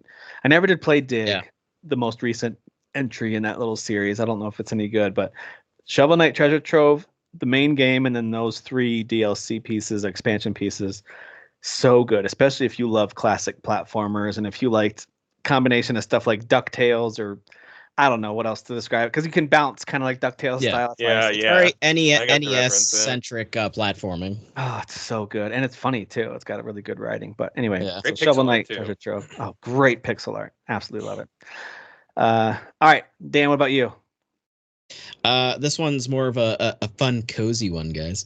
And so I remember when they announced this, because like, really just like, not that the pandemic was anything that we could be like, yeah, pandemic, woo, but like the perfect timing, Animal Crossing New Horizons during the pandemic was just like unintentional perfect timing of just like, hey, everything sucks. I actually have a theory that Nintendo started the pandemic so we would all be inside playing Animal Crossing. When you said cozy, I pictured Animal Crossing right away. Like, so I kind of 100%. It was just everything's miserable. Let's go on this wonderful little like island and just hang out with all these adorable animals and build stuff. And they released a 2.0 like expansion, Happy Home Paradise, which is a whole separate island that you take. I forget if you take a boat or you fly over with the bird guy there. It's probably New Horizons, or is that a different one? Was that a different thing? New Horizons was the newest Animal Crossing. Got it. That was just the title of the newest. Yeah, that was the Switch one. Yeah. Okay. But Happy Home Paradise was like the expansion, and it brought you to a separate island where it was basically like you were kind of like. You get there and you're like, oh, it's like a resort island. Yeah, and you're building like houses for people who are visiting, right? So people come and they're like, hey, I kind of feel like I want to like stay here. Could you like make a house for me that's like this? And then you kind of like try to like basically tailor it to like kind of like the idea of what they want. So it's also kind of like getting you to like maybe expand like your design like style of like maybe you're used to doing it one way, but this person's like, I like it like this. So then like you can customize their home and just gives you more houses outside of your island to just basically because I mean the whole thing with that game is being creative and decorating stuff and designing stuff. So that one was really fun to go back to because my wife and I like really were obsessed with New Horizons, and then when that happened, which came with the Nintendo Online Plus, I think. Yeah. So that was fun because I was like, well, we'll just get the Plus because why not? The expansion Plus Pro Super. That's right. Yeah. Nintendo had to jump on board with it. Yeah. I just love that they added little Animal Crossing masks and social distancing stickers to put on the floor. That was nice of them to do. They did that, right? For COVID. I think they did add a mask for sure. Okay. Yeah. I remember that. It'd be funny if in your little houses you could have little socially distanced stickers. Yeah, I don't know if they went that far, but I think they did the masks. Oh, that was just the masks may have already been in there too because Japan classically wears that's just something they always did culturally anyways. So but that was just a fun little extra cozy thing that they threw in there. They didn't have to make DLC. That game sold bonkers, so they didn't have to do anything for it. They didn't really. Agreed. All right, Kyle, what's next on your list? Where did I leave off? Mass Effect 3 has 2 DLCs, Omega and Citadel. And I'll tell you, Omega is like a really cool like heist story. Like we got to get in. We got to take care of all this stuff. Omega gets taken over. It's like it's the nightclub planet pretty much, and like it's very seedy and cool underworld crime stuff, And then Citadel is the ending that we never got, like it is the culmination, if you will. It is the ending before the ending that came out after the ending, and it makes sense if you just followed what I said. Totally. Whereas the ending of Mass Effect 3 is take it or leave it. Like it's controversial, or you love it. I don't really care. I don't. Was this like in response to the controversy, or do you think they were already? Yeah. No. I think it's in response for sure. Yeah, because I mean they re-released the ending too, where they're like, we erased the old ending and here's a new patched together ending or whatever. And it's a mess. I never hated it as much as everybody else did, but when they fixed it, I was like, oh, this is better. This is better, yeah. So I'm glad people, I'm glad people outspoke on that one. Maybe less death threats, but I'm still glad people did something.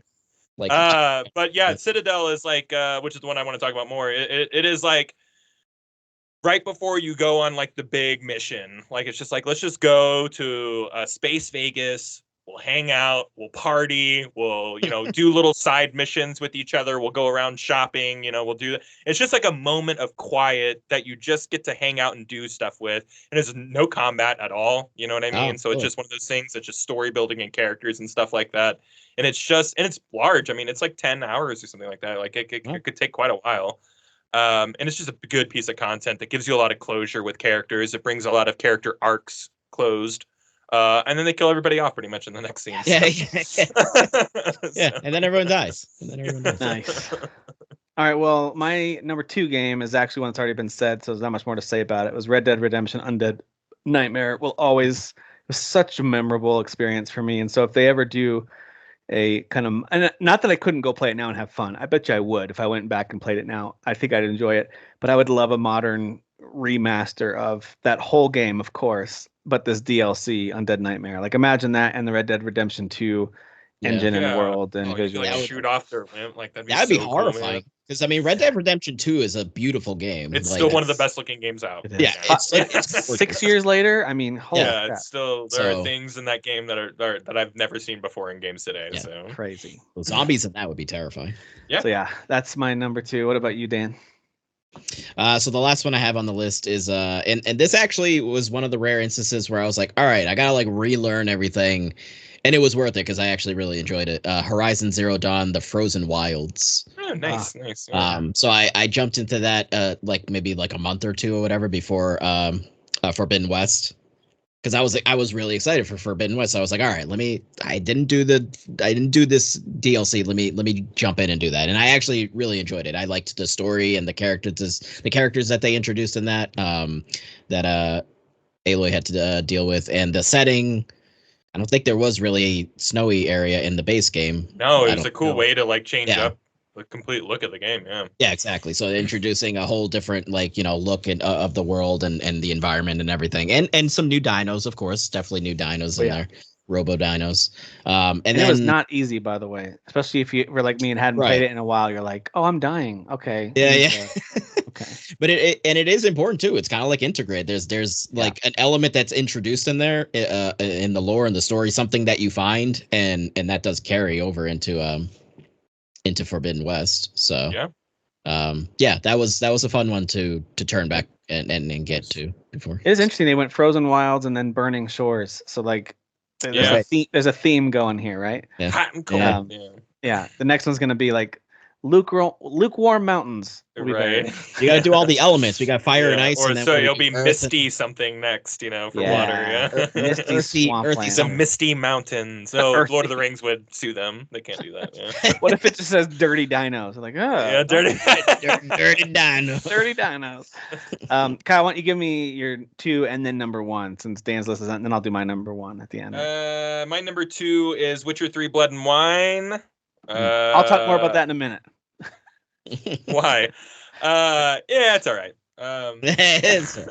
No, it's here's another one where it's like you got an ending in Witcher 3, very fulfilling story. I'm actually playing Witcher 3 right now. I'm kind of at the tail end of the game. I'm like, the story in this game is excellent. But like, you got a real ending, like with Blood and Wine. Like, even like if you got a bad ending in Witcher 3, which can happen, like you could leave the whole kingdom to some like psychopath emperor, and Ciri could be dead, and Yennefer and Triss could both hate you. Like it can be a real bummer. But this DLC is an opportunity to kind of create a happier ending for Geralt, in which there are multiple endings as well. This is another like 40-hour piece of content. It's insane. Huge area that they unlock when you get. It's like $14.99 when it came out.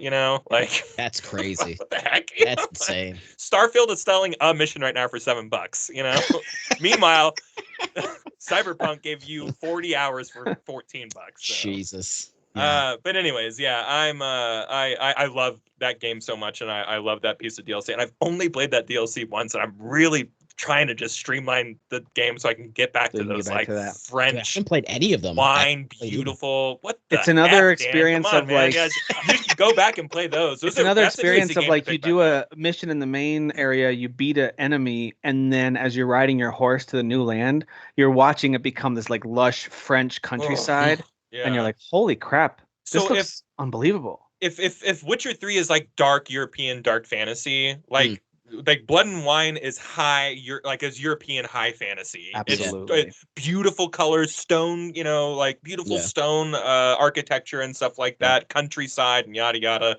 It is like you are transported to a different genre of fantasy in this game without it not like sacrificing it, like feeling like The Witcher still. So Yeah, again, it's nothing against it. Just I know, Dan. Yeah, there's so many games that I absolutely adore that I didn't go back and play. I put 100 hours in like base Witcher 3. I was just like, I'm done. But I do eventually want to like go back around and I'll replay The Witcher because that's just what I do. So it's a better experience now. By the way, Dan, it is a better. It's a way better experience, and we'll maybe talk about it later. But I'm telling you, it's also one of the best looking games. Like on the PS5, it is absolutely one of the best looking games today, and that game is how many years old? How many? Like It's 10? 9 years old Look this beautiful, summer. That's Yeah. insane.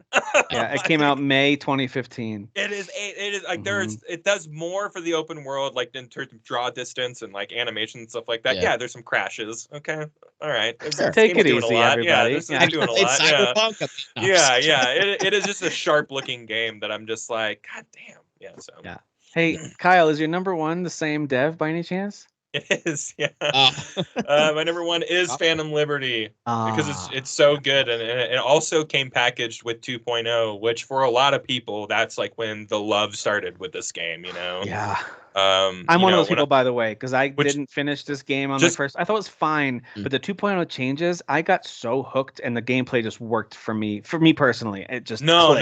yeah. I have a very welcome to the party, pal. I've been here attitude about it. But like I am glad that people showed up to the party. You know what I mean? Like it is not fun to party alone.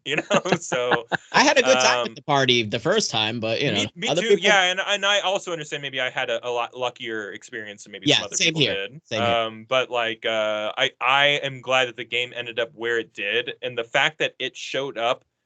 I mean, because until Elden Ring, like like it stole the show, but like Yeah. the buzz around when Phantom Liberty came out, oh my god, the story is so good, and 2.0 is so like it was electric, like how exciting that was.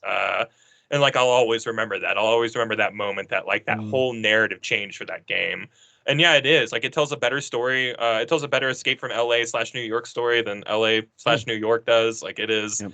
It is just a fantastic video game with so many great moments. And again, another 30, 40 hours expansion. So CDPR just, does their expansions right, man. really do, man. They really How do. much was that when it came out? Like how much I think it was 40. So they the market value has gone up a little bit. But yeah, but it actually wasn't that expensive to buy the full game with that DLC. I remember getting it on Steam because I didn't own it on Steam. I owned it like on GOG. Okay, yeah. Or something like that. It was okay, yeah. And so I think I got it on Steam, the main base game as well as Phantom Liberty. It was like 30 something on sale. Oh wow! The DLC may have only been 20 then. I could be wrong. It might have been 40 full price if you already had the base. I just remember getting a really good deal on it and being like, this is amazing. There's so much content here. So yeah, because really the main is, game also kept dropping in price too. You can get it like Witcher. You can get for ridiculously low prices these days. Yeah. Yeah. So yeah, good pick for number one. It's not surprising at all. That's I think many people's favorite. It makes me sweat just thinking about it. Ugh, a lot of people's favorite game, Phantom Liberty. They're just like, nope, that is my favorite game. I don't care if it's a piece of an existing game, whatever. Like for a lot of people, Phantom Liberty is just that's their favorite game. Yeah, I don't know. There's a pacing to the story if like you're just playing that piece of content, that is just it's so good, It doesn't meander. You're just like at a breakneck pace through. Also, Idris Elba. I mean, come on. Idris Elba is so good in that. It makes me mad. It makes me mad. It makes me mad. He's so cool. So damn good at acting. I want to like believe in him so much, and whether you do or not, like there's no right or wrong answer. It's just about what your vibes but you are. want to. But like I want to so bad. That's because he's Charles from The Office, man. He just takes charge. Let's go create some more crimes together, buddy, and let's do this. Yeah. Let's go save the president. He's like, just give me a rundown, Jim. Just a normal rundown. So Jim's like, what's a rundown? All right, yeah. So my number one, you already mentioned it, Witcher 3, Blood and Wine. It kind of had me fall in love with that game all over again because I had finished it. I loved it. Of course, Witcher 3 was my game of the year that year, and then Blood and Wine came out a year later. I had been off the game. The one in between was pretty good too, but this one was way more. Yeah, Hearts of Stone was amazing. It was the story was really good. Yeah, it was really good, and the bad guy was so compelling and really like, especially once you realize who he is and what he's doing and how he's doing what he's doing. It's like, ooh, this is crazy. This like he's like controls mirrors. He's basically the devil, for real. And so it's really intriguing. I love that story, the Hearts of Stone. But it was a new story within your world you were already in. Yeah. And so it was a cool way to like explore more where you already were. And then Blood and Wine's like, hey, we're going to have you fight this, I don't know, it was some kind of Cyclops looking monster thing that these soldiers needed help with. And then you get transported to this beautiful like French or Spanish looking countryside. It's just absolutely phenomenal. And then the storyline is very vampire centric. There's of course vampires, their version of it in the Witcher universe. And Blood and Wine, no surprise to the title, very much involves a vampire-like storyline that has some great twists and reveals and some pretty emotional stuff happening there. Not unlike some of the main storylines of the original game, but also some of their most memorable side stories, like the Red Baron quest, notably. It has those elements. In addition to having, like Kyle said, tons of optional stuff, side stuff, villages to go, new weapons, new weapons, new monsters to fight. It has all that stuff. New like really dumb looking French clothes to put Geralt in if you want to. Horrible. Yeah. Oh yeah, you can give him all the puffy shirts you want. If you're not, if your Geralt's not wearing Witcher armor, you're playing the game wrong. Yeah. Plus, he doesn't look cool when he's got the big puffy armor. No, he looks so stupid. Yeah. I don't care how good those stats are. No. Take it off. It's not worth. When you have the cool Witcher armor, you look like Henry Cavill. When you have the dumb puffy, you look like Liam. What's his name? You know what I mean? Like that's the difference. That's the Liam armor. That's the Liam armor. Yeah. So that's absolutely my favorite. There was some other, ones that I had jotted down as, hey, maybe this is. And by the way, Shadow of the Erdtree is probably going to end up being one of my favorites ever. Obviously. Yeah, it's gonna in the way that I'm enjoying it for sure. But some others have jumped out to me too, real quick, that aren't really like. I wouldn't rank them, but. Wrath of the Lich King got me back into World of Warcraft in a way I did not expect when it came out. So what was the one? Is that the one where the shaman and the Draenei came out? That's the one. Was it the Death Knight or Dark Knight? I don't know. Maybe it was Shaman. Or Shaman was the panda one? Now I can't remember. There's the one with the ice looking cover. Yeah, I think I'm talking about the ice one. But I remember the Wrath of the Lich King, you could actually start with a level 55. I want to say it was 55 character and begin as like this whatever it was, Death Knight, Dark Knight. I forget what the new class was called, but it was super cool. The visuals were amazing. It really got me back into that. That was so cool at some point. Oh, it probably still is. I don't know. I loved it though. Yeah, it's so good. And then also, speaking of MMOs, EverQuest 2, the only expansion I played for that before I stopped playing it was Desert of Flames, but they added some really cool. And by the way, that game is still going and has had 21 expansions. Insane. EverQuest is awesome. Yeah, it's so good. 2. I played the original EverQuest. That game is still awesome. It's still cooking. And they've got one scheduled. It just got announced this past month. They've got a new expansion coming out this fall. Yeah. Guild Wars 2 is still putting out stuff. I'm like, who plays Guild Wars? Yeah, yeah, like any. That's like the original free to play. Like aren't the Guild Wars devs? I think that company at least was the City of Heroes devs. I think NCSoft. Might be right. Yeah, NCSoft. Yeah, you're right. Yeah. Pretty sure it's the same ones. But Guild Wars is awesome, by the way. Guild Wars is really good. And even the second one, which I was really skeptical of because they're free to play, and I was like, I don't want to pay for all this stuff. But then if you just play the base experience, and if you want to spend a little money, but it's really good. Like it's really well made, really high quality. MMOs used to be cool. What happened? I don't know. Time. Bad. Yeah. Time. Bad. That went away. So yeah, we've already talked about a few of these, a couple of the notable expansions over the years that are worth highlighting before we move on. Cuphead, the delicious last course, was universally beloved. You already mentioned Horizon, Dan, but also Burning Shores was really well liked, really well received. The Borderlands series classically has a lot of really good DLC. Yeah, Borderlands specifically, one that jumped out to me there was Borderlands 2. Tiny Tina's Assault on Dragon Keep is like the original D&D take. Oh yeah, yeah. People spun off into its own game. That. Yeah, people love that. Assassin's Creed 4 Black Flag Freedom Cry. I played that DLC. Yeah, I remember that. Pretty full experience. BioShock 2 Minerva's Den. If you guys never played, that's another one. Like BioShock 2 is like one of my favorite gaming narratives of all time. Couldn't be bothered to play the DLC. Really? Like I don't know why. Yeah, but I resonated when Dan was just like, I don't know why I don't. I'm like, I get it, dude. Yeah, sometimes I do, sometimes I don't. You know, there's no time for this. It's sometimes not even about time. Sometimes it's like you said, I just don't want to relearn or just go back. I don't want to relearn all that stuff. You know. Xenoblade Chronicles 2 Torna the Golden Country. Forgot about the Xenoblades. Yep. Yeah. Fallout New Vegas Old World Blues was, I think, the most beloved one, but there's other good DLC apparently for Fallout New Vegas DLC. And of course, Fallout 4 with Fahaba and others. Monster Hunter World Iceborne. Yeah. Oh yeah. Monster Hunter in general always has great expansions. Sunbreak from Rise, really good as well. Last of Us Left Behind. Yeah, I like that. Yeah, it's a really good DLC. Could never finish that because when I tried to play it, it wouldn't save. On 2 separate occasions, I would try to. The first time I was like, all right, let's give this a go, and then when I try to go back in, just the save wasn't there. I And didn't then- realize, Dan, that we have yeah. to revoke your Sony card today. I didn't Yeah, realize- you never played the deal. I- Very imperative to I'm our blaming story. Druckmann Dan. on this. This is Druckmann's fault. So Ooh, it's now not- I didn't play this because this is one of the only GTA games I didn't finish. GTA 4, but the Ballad of Gay Tony. Ballad of Gay Tony, so good. It's one of the most beloved pieces of good. content, It is yeah. why everyone was like, I cannot wait for story DLC for Grand Theft Auto 5. Sure. Crickets. They're like, never mind, we got online and we're making. we got online. Yeah. Yeah, Ballad of Gay exactly. Tony was a great piece of DLC and it was super long, Yep. very good. And don't forget, when a game really decides to reimagine itself, sometimes it can inject new life for years to come. Like with Final Fantasy XIV, A Realm Reborn, Sure. that yeah. expansion / reboot just changed the trajectory of that. That game Yeah. was destined to kind of just fizzle out. And Reboot It's is just- definitely the more appropriate description for sure. Yeah. yeah, so that was a It's- really awesome one.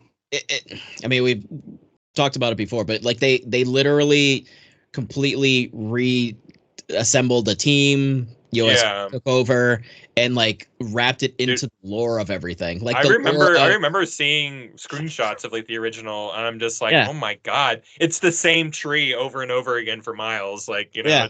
not even like a different take on the right. tree. The just environments are same, just yeah. so like, oh my god, I'm gonna kill myself. Like it's just like it's the yeah. same But this game did go on to have some of the greatest expansions in like an MMO history. Like that, Yeah. every single one that came out totally revamped the game, totally added new mechanics, totally added new like major bosses and stuff like that. Yeah. So it's like it is it's still a beaten and like you said, coming out with another one. Wait, this month or next month or Dawn something. Trail, yeah. Oh, yeah. But yeah, it's just insane how they wrapped that into like actually the lore of everything and like relaunched it was insane, just completely insane. Yeah. It reminds me almost a little bit, but like obviously it failed. What that Matrix MMO? Oh, Oh, dude. Yeah, That I they- was was there it Enter the playing it at Matrix? LAN. I was I was playing that there. game at LAN centers, man. I was there. was it called Enter the Matrix or just It Matrix was just Online? called the Matrix Online. It Yeah. was- yeah. Oh, okay. But like when that shut down, wasn't it like it shut down and like the green text trickling down? I don't know if that's lore or legend or real I or just not. always I don't heard remember. that, and I just Yeah. in my That's head I'm like, headcanon that's- now, though. Yeah. But I'm like, that's what it is for me. Romantically, you're right, but That's Yeah. what happened. objectively, you might be wrong. I don't know. But I mean, imagine though you being in the game and you see all the green text trickling like that's yeah. Someone that's a right unplugged way the to go. Matrix. Yeah. They cool. should That have done game a was thing so where it cool. showed Cypher eating the steak, just kind of smiling. Yeah, like yeah, that yeah. should Sure. have been. Yeah. Hmm. I remember that. Don't forget StarCraft Brood War. That kind of reinvigorated that as Sure, well. My yeah. cousin was such a big StarCraft 1 and 2 player, and he would stay up. We were roommates one year at college, and he would just be up all night playing StarCraft games. Yeah. Last one I wanted to highlight before we move on from this. This has been fun. Walk down memory lane though. So the Warhammer 40K games for me. I only recently dabbled in Space Marine, which was a good time. I'm looking forward to Space Marine 2. It looks awesome. But I played some of the RTS stuff, specifically Dawn of War. Those Dawn of War games were really good. But so I remember playing the base game, the original one. I thought that was really cool. I liked the idea of like capturing checkpoints on the maps. I thought it was a cool way to like have you advance and then build up your little fort and then keep moving on to the next checkpoint. Then they had this absolutely standalone expansion, but it was an expansion of the first game, but you didn't need you could just buy this game called Dark Crusade. And it was a almost Risk-like map. Like think of the board game Risk, where you have territories that each of them are controlled by a different faction. And so you're one faction on this big map. And then when you attack from one territory to another, kind of Risk style, then you go into the RTS map and build up and capture checkpoints, whatever else. And each of them is going to have like a different difficulty or different resource you control or whatever. And then when that fight's over, you zoom back out to the map, and then the new territories are then assigned. You might get attacked by someone else. Like really cool approach to this RTS thing. And I was so hooked on Dark Crusade. I lost so much sleep on nights where I should have been ready for class the next morning that I was up way too late, but or work in some cases. But yeah, so Dawn of War, Dark Crusade, just absolutely phenomenal. So anyway. The one last one I want to suggest is, and I forget if this is DLC for Battlefield 1942 or Battlefield 2, but when Battlefield Vietnam came out and it was just an expansion, that was like the definitive Battlefield like, Vietnam. It was so good. It had all the music. It had all the Is that soundtracks. Bad Company? No. This Oh. was on PC. This was pre Bad Company. This was like Battlefield. This was in between like 1942 and Battlefield 2. Got it. It was like an expansion. Uh-huh. And it was just absolutely fire. It was awesome. That's amazing. That takes me back to days where franchises like Medal of Honor were still around doing their thing. Yeah. You know what I mean? Yeah. Good old Medal of Honor was the war franchise to beat, and Call of Duty was like this young upstart that was like, yeah, maybe. But then I remember playing the Call of Duty campaign where you stormed the beaches of Normandy, like Saving Private Ryan style. Frontline. Yeah. And I was like, ooh, they're doing this better. Well, it was Medal of Honor Frontline, excuse me. They did that, but then the Call of Duty that the original one, the first one, they did it in such a good way. I was like, did Steven Spielberg direct this game? This was really good. Yeah. But anyway, yeah. And then now one of those franchises is totally buried. So. Yeah, and the other one is doing great and doesn't make any mistakes, so it's wonderful. Ever, not at all. He never does anything wrong. There you go. There's your quick history and notable takes and our favorite picks for DLC and or expansions. Call it what you will. All right, a couple of headlines before we wrap up with some other stuff that we're playing or watching. Beyond Good and Evil, their 20th anniversary edition is slated for, I believe it's coming out this coming week on June 25th, which is cool. That's great. This is not something I really expected, though. But Ubisoft, here's their quote, which I thought was interesting. So it's going to be an upgraded version of the 2003 action-adventure game. So it's technically the 21st anniversary, but whatever. It's going to include a new treasure hunt where players can discover more about the protagonist, Jay's childhood, through cosmetic rewards. And this is their quote. This exclusive new mission also reveals more about the narrative link between Beyond Good and Evil 2. Beyond Good and Evil 2, showing Ubisoft's enduring commitment to the franchise. No, it's a lie. That's none of that's happening. Yeah. So I also just chuckled at the idea of this being a franchise. Don't you have to have at least 2 games for it to be a franchise? No, one can't be theory. Okay. I mean, I don't know. Listen, whatever. It's not a franchise. It's gonna be when you beat this mission. You know what it's gonna do? Suddenly, Beyond Good and Evil 2 is gonna pop up. It's gonna download. Guess now. what, guys? You actually bought Beyond Good and Evil 2. You own the game already. It's just there. It's just there. I would absolutely love if a company ever did something like that, like a trick. Have to play that first game, and Yeah. It's fine. So the second Uncharted movie is officially in the works. No surprise there. That movie made a lot of money. Keep in mind, I think the budget was in the 100 to 150 million range, somewhere in that range, and it made like 400 million. So yeah, they're gonna make a sequel to a movie that does that well for sure. Absolutely. Inoffensive movie, but just boring in terms of like very forgettable. Taking swings. I did watch it, and I don't really remember much of it. It's just it's forgettable, but you're not like I wasn't mad while watching. Same. It, Sometimes I'm watching a video game movie, I'm kind of like I'm mad at myself right now. What are we doing here? I have a feeling that a sequel will be a more fun watch. I feel like those guys will know those characters a bit better and give it a little more. They phoned it in a little bit. Like I like Wahlberg and Holland, and it just felt a little phoned in. I felt like everyone kind of phoned it in. So a sequel, the hope would be like, hey, feels like one of them COVID movies.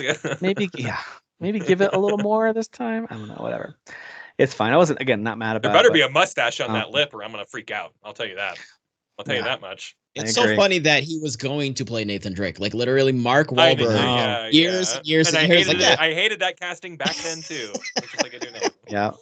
Yeah, totally agree. I still think Nathan Fillion was the guy. He was the guy. He still is. Let's just tap. They seem to literally model the character after him. Even if they didn't, it looked like they did. Sure. They even got Nate. They even got Yeah, whatever. It's fine. It doesn't matter. I don't even care. His name is Nathan Drake. Whatever. It's fine. All right. We talked about Starfield earlier. Apparently, Bethesda is targeting annual story expansions for Starfield. I don't know for how many years, but in terms of scope, Todd Howard, he talked about that, how they're targeting annual story expansions for Starfield for the foreseeable future. Okay. Don't know if that means like, hey, for the next 3 years, we've got 3 expansions in mind or 2. I don't know. That's kind of 2 or 3 years is kind of the longevity that Skyrim and Oblivion both have. Honestly, if we got like 2 really good story expansions for Starfield, I feel like that would be amazing. And if it's more than that, that's how many we got for Skyrim. So and they were both really good. So this is another studio who's really good at this. So like this, they're very good at this. This apprehension is just like bleed over from like the constant apprehension of this entire game. Sure. So Yeah, agreed. The trailer that we saw of that one, it looks really just the vibes are so I different. feel like it's Space also looks a direct reflection of people going like, I just wanted it to be more sci-fi, and like they're Sure. like, here then, Sure. like here. Yeah, here you go. Yeah, So it's apparently weird. the scope of Shattered fun. Space is being compared to Far Harbor from Fallout 4 in terms of like the scope of it. Fahaba in Fahaba. space. Fahaba. Space Kid. You're gonna go to We gotta space, say kid. Fahaba. Space Hava. Space is wicked pissa. So there you go. All right, let's go over some of the announcements from what I thought was a pretty phenomenal Nintendo Direct that aired this past week. Yeah. I mean, Nintendo's been quiet. All these rumors floating around, and some of them very, well-founded, I think, about the Switch 2, and Nintendo's getting slower and quieter about updates. That usually means their next hardware is getting ready. That happened with the Wii U. It happens like every time. And so here comes the Switch 2 this fall, right? Like, nope. They've got a whole slate of software they're still targeting. I think Switch 2 is a safe assumption for at the very earliest to be, I think, spring 2025, probably holiday 2025 would be the Switch 2 if I had to guess. And I wouldn't even be surprised if it's 2026. Like, I don't think they're in that big of a hurry to put it out, but who knows? Who knows what their plans are? It's rough now. Like, can you rely on people while the industry is having kind of a bubble burst right now to like switch platforms? Exactly. Is that even safe? Remember when we were all talking about 0.5 systems coming out in October for the big two players? Yeah. That's not happening. Like, That's I don't definitely think the industry's trying to shuffle people elsewhere right now. So Yep. I agree with you on the 20, like possibly getting pushed all the way to 26. Could be. I honestly do. Yeah. Although It could Nintendo be, kind of yeah. plays by their own rules. They're kind of in their own little world doing their Yeah, but Nintendo they also have an install base of millions on the Switch Sure. right now. Yeah. So, Yeah, it's like the third highest selling console or handheld. Backwards ever. compatibility would be important, which has been rumored that it will be there. So yeah, I don't think we're ever going to see console generations Yeah. ever not be. I think that's like a. I think Yeah. they did. staple They did. now. The one thing they officially said about it was that is that top priority for them. Priority, to make yeah. sure that Right. works. Good for them. Yeah. So at the Good for very them. least, your digital library will be. I don't know. Like, does that mean they have to have a cart slot that works the same way, or like, do you remember with the Game Boy Advance, you could have your Game Boy game sticking awkwardly out of the Game Boy Right. Advance Yeah. to work? Yeah. It worked, but it looked funny. Yeah. So anyway, we'll see what they end up doing there. Now with the 3DS and the DS, that was amazing the way they got that to work. The new 3DS carts were clearly a technological leap from the DS, but you could still pop a DS cart into the 3DS. Well, I Yeah. think that's what Find they'll out. figure out. That's what they'll do here. Yeah. Yeah. We'll stay with these like kind of this size cartridges that. Yeah. Yeah, And I hope are they taste better this multi-pluggable. time, because I'm tired of eating disgusting. I know. I have to spit them out cartridges. every time, man. Yeah. Ugh, it's gross. Put a little salt on it. It's not too bad, but yeah, it's gross. Yeah. Sure. Who eats these things? Okay, so some of the announcements. Number one, this fall we've got at least one Mario game coming out. We got Mario and Luigi Brothership. So Oof. at first I saw it and I thought, oh, Huge. they're remaking Mario and Luigi. And then I was like, wait, didn't they already re-release? I was just like, my mind is going there, and then all of a sudden it said brand new adventure. It's called Brothership. Brand new art style too, by the way. I thought it was going to be a collection or something like that. Yeah, I was very shocked to see that it was a new entry. Yeah, totally new entry, because like they're in the phase right now where they're doing lots of re-releases of things, and which is fine, like HD re-releases of stuff. But yeah, this is a brand new game. The new art style is really intriguing to me. I don't know if I love it yet, but it's interesting. It's interesting, the new art style. Yeah. I love this series. I don't. Yeah, It's I don't very know how funny. I feel about the art style yet. I There's something like this- hollow about the art style. It's a little weird, but I don't know. I like the style. It feels like it has a little less vibrancy to it. Vibrant. Maybe that's what I'm. Yeah, there's Yeah. a The there's style a mutedness to it. Yeah. Maybe I'll feel different about it later. But I love this series so much. These games are so funny. Like I remember playing the Game Boy. Back when I used GameFly, I still remember when my Game Boy Advance copy of one of the Mario and Luigi's came in, and I popped it in my Game Boy Advance and played it. And I found myself chuckling several times at this little written content on this tiny little screen. Really clever writing for these games. Yeah. So anyway, apparently it's a new dev, because the old dev is no longer exists. The last game they made was a while ago. I don't know that didn't exist. Microsoft bought them out and closed them down. Or Embracer. Yeah, we're Embracer. They got Actually, Embrace. Embracer bought them and then sold them for much cheaper to Microsoft, but it was lesser. And then Microsoft, we know how it goes. Yeah, you know how it goes, everybody. Yeah.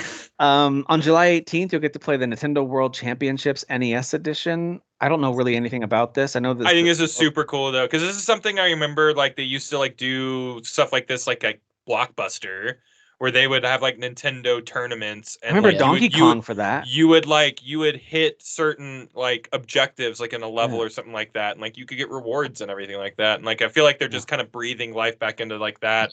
And I'm so talking about Blockbuster, and like this is such a '90s like you have to be. Dude, my brother be almost 40 or above to understand this reference, I guess. My older brother totally did a Blockbuster challenge for Donkey Kong Country. They had some kind of like speed challenge for that or something. Yeah, I bet it was like I don't know if it was the whole game or I never participated in it, but I remember watching it, but I just they were like tournaments. You'd have to travel to like different locations. As you were winning and stuff. You would go to your local Blockbuster. There'd be some sort of like Nintendo representative there, like, and you could like move yourself up along like the. So this is cool. Then this is a bunch of old games where you're trying to like break records and set scores and times and all that. That's cool. All right, we'll keep moving here. Fairy Tail 2, it's based on a manga, which I'm not familiar with, but it's an action RPG from Koei Tecmo and Gust. Comes out this winter. And anime as well. Yeah. So not just a manga. Okay, so it's... I'm assuming it's a Muso game. If it's Koei Tecmo. It said action RPG, very well could be Muso style. Yeah. Fantasia Neo Dimension, Dan, you called this one. So this was formerly a Apple Arcade exclusive that's now hitting the Switch in holiday 2024. I think it's hitting other consoles too, but Switch is the one. It's basically coming out for everything. It's coming out for everything. I mean, it was a mobile game. It better be able to run on everything. Yeah. So. I mean, this is a Square game, right? Square is publishing it. So all right, so it's coming from the papa of Final Fantasy. Hironobu Sakaguchi, his studio Mistwalker, which has existed for quite some time. Lost Odyssey, Blue Dragon, what was it? The Last Story on Wii. The Last Story. There was some other mobile game that they made that I think was popular, but didn't obviously do super well.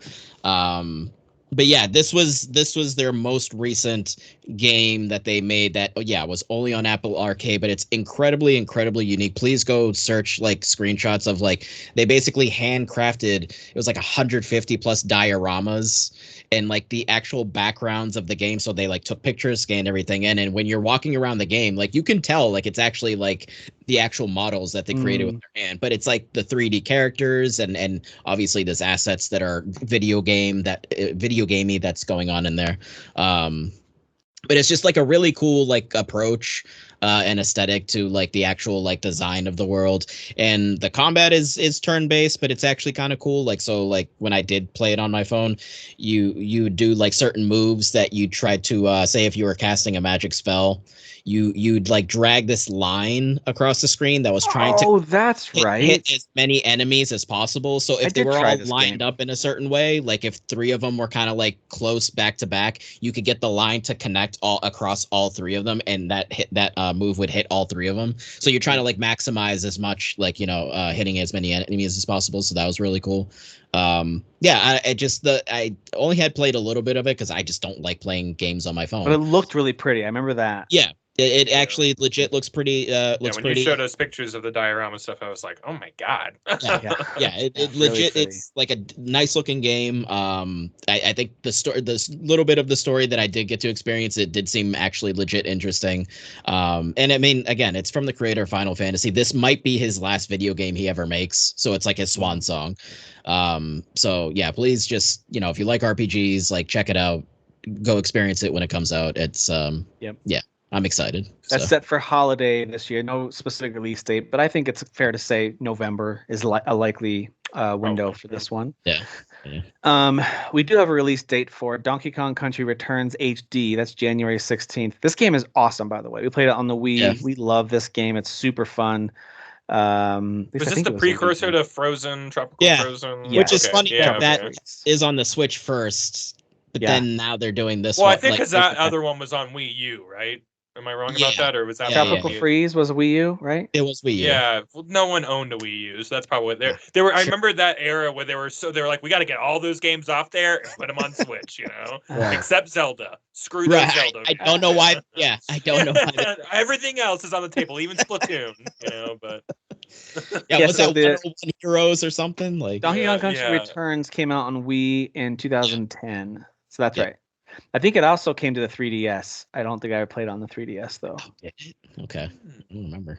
You know, there was a time there where they were doing 3DS versions of stuff that was also on the Wii. It was very strange. It had Xenoblade Chronicles right upon when that, yes. or it was the new 3DS. It had Xenoblade Chronicles. New 3DS, yeah. Had Xenoblade Chronicles on it. Yeah, I that was that being like, you could run that game on this. Yeah, it was pretty wild. Yeah. So that one actually did have the 3D feature as well, and then Tropical Freeze, was a Wii U sequel in 2014. Wow. So, all right. So that's coming out on January 16th. There's this really cool game from the devs of a game that's called Shady Part of Me. I don't know if you guys have seen this game. It's got great visuals, a really cool looking adventure game. Shady Part of Me. This game is called Mio, M-I-O, Memories in Orbit.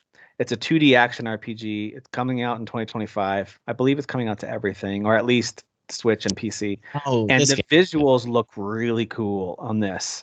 There's a very strange opening. This little creature that kind of comes out of these tubes, and like it's very strange looking, but it looks intriguing and very visually striking. So I thought that one was these devs. I remember seeing the game. I was like, oh, the music in this game for Shady Part of Me. The music in that game was beautiful.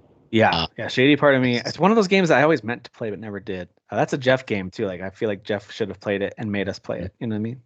Yeah. Right. Way to go, Jeff. Jeez, dude. Yeah, thanks, Jeff.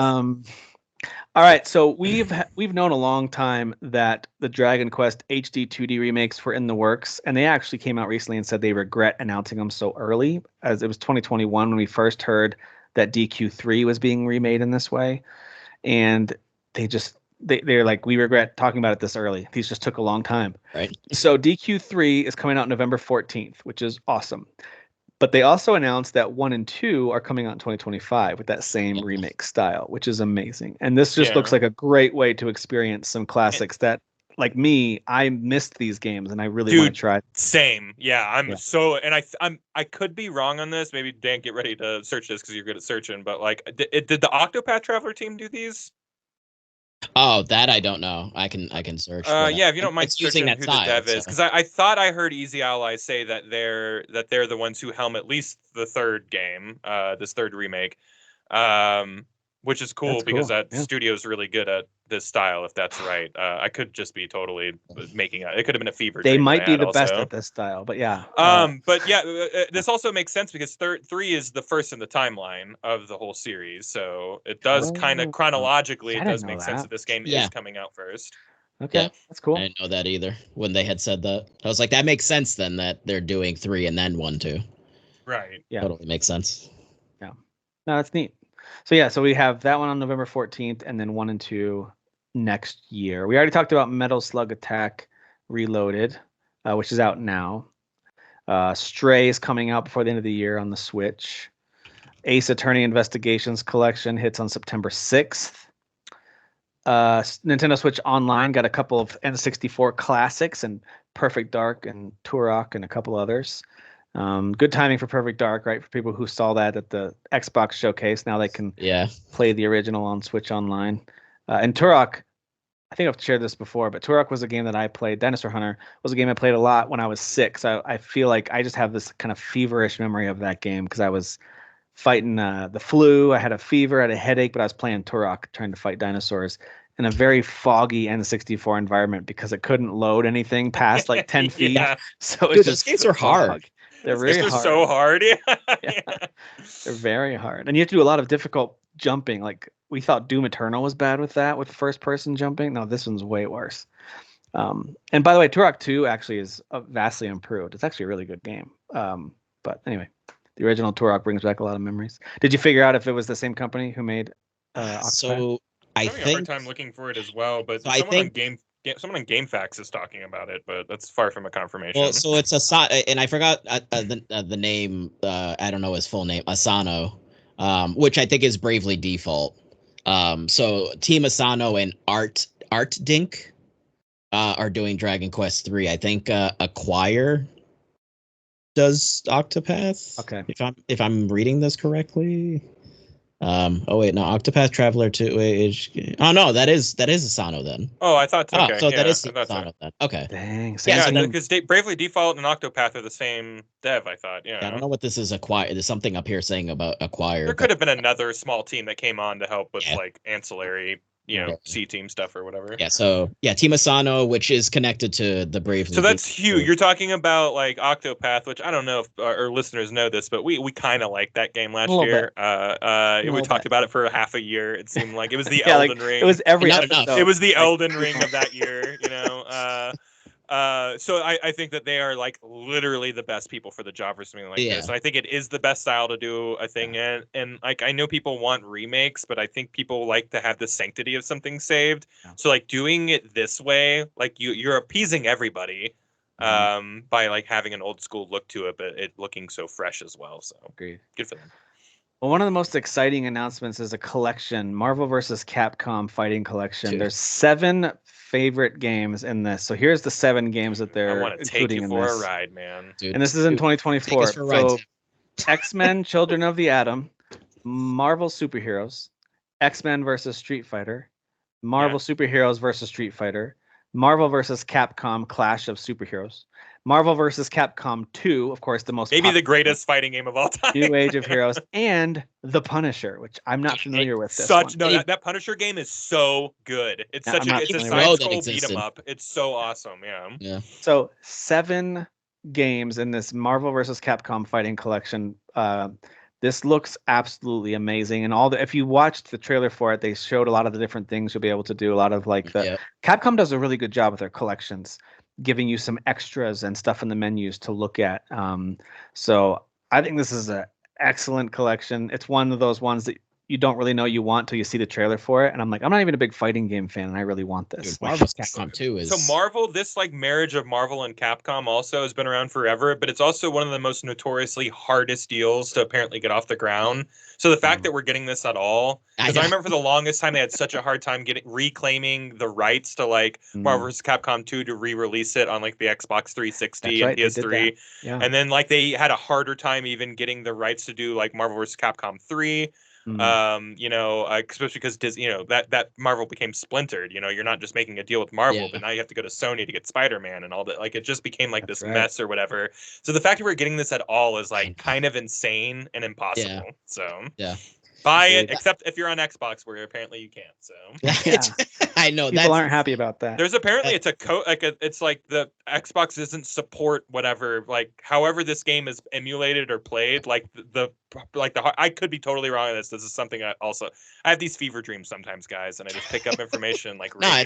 It's all real news. It's all like real radio waves. And like I think it's like the way that this game plays, like the Xbox doesn't have that capability to like play that type of emulation or something. Oh, it doesn't have enough teraflops. It doesn't have enough. There's too much teraflops and not enough megaflops. Got it. It's missing the megaflops. PlayStation has the megaflops. Yeah, got it. Sorry, everybody. We also saw that. So there's another Mario game coming out this year, other than Mario and Luigi. Maybe less exciting though for a lot of people. Super Mario Party Jamboree, October 17th.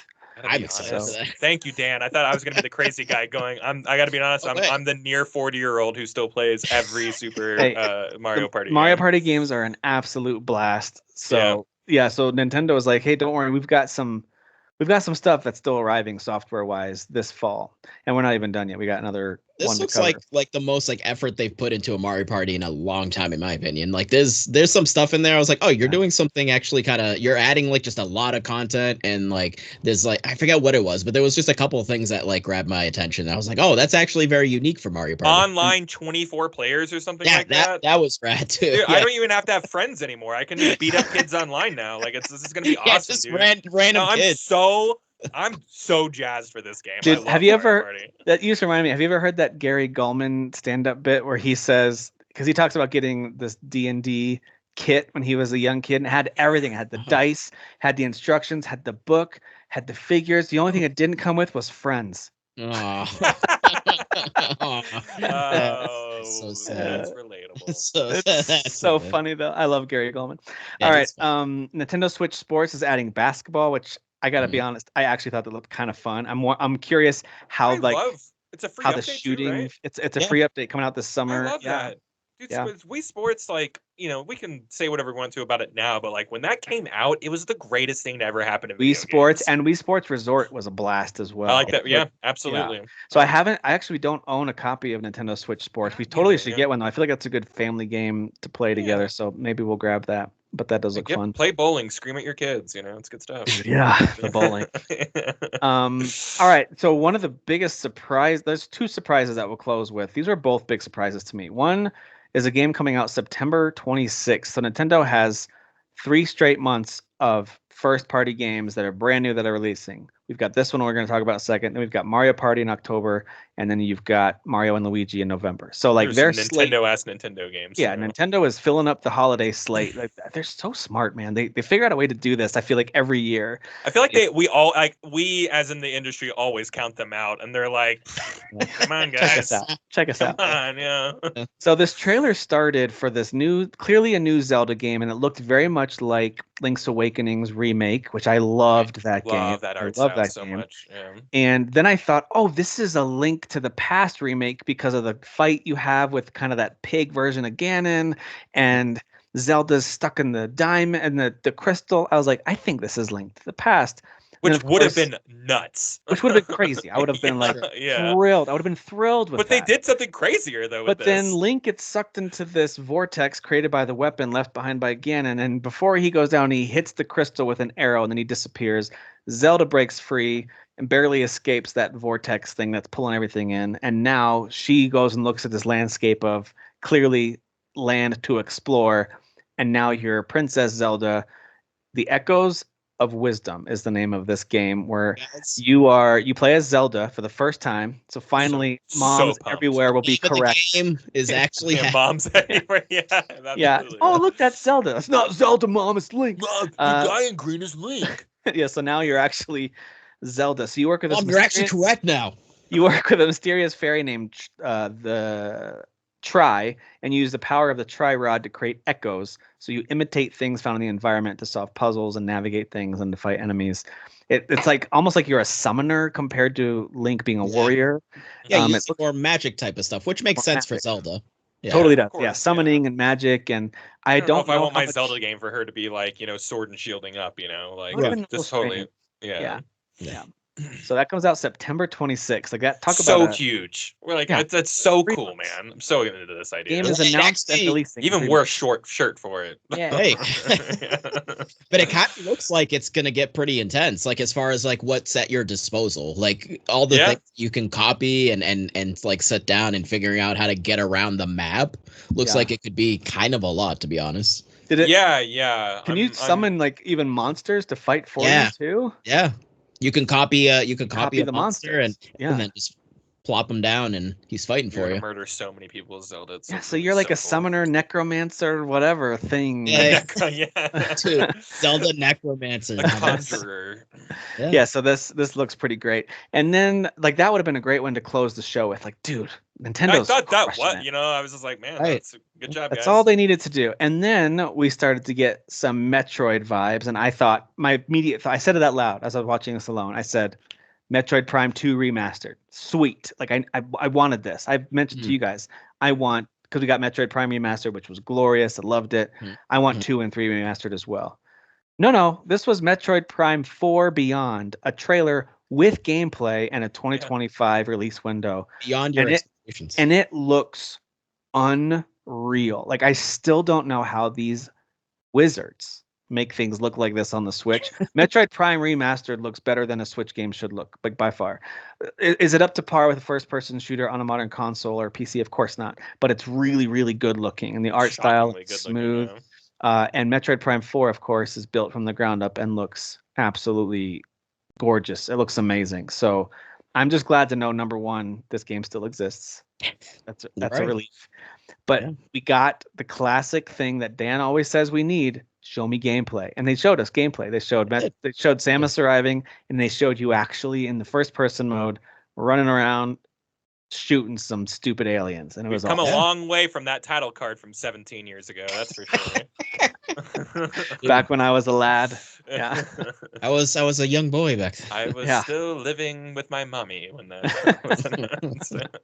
Yeah, so Metroid Prime 4 Beyond set for So 2025. cool. Yeah, I gotta imagine 2 and 3 are like right around the corner though, right? I hope so. Like, I hope so. And if not, I mean, it just depends, I guess, on did the first one actually move units and all that kind I of guess stuff. I so. don't know. Yeah. Yeah. You could always throw them up on your like online emulation thing. Like the Yeah. subscription thing.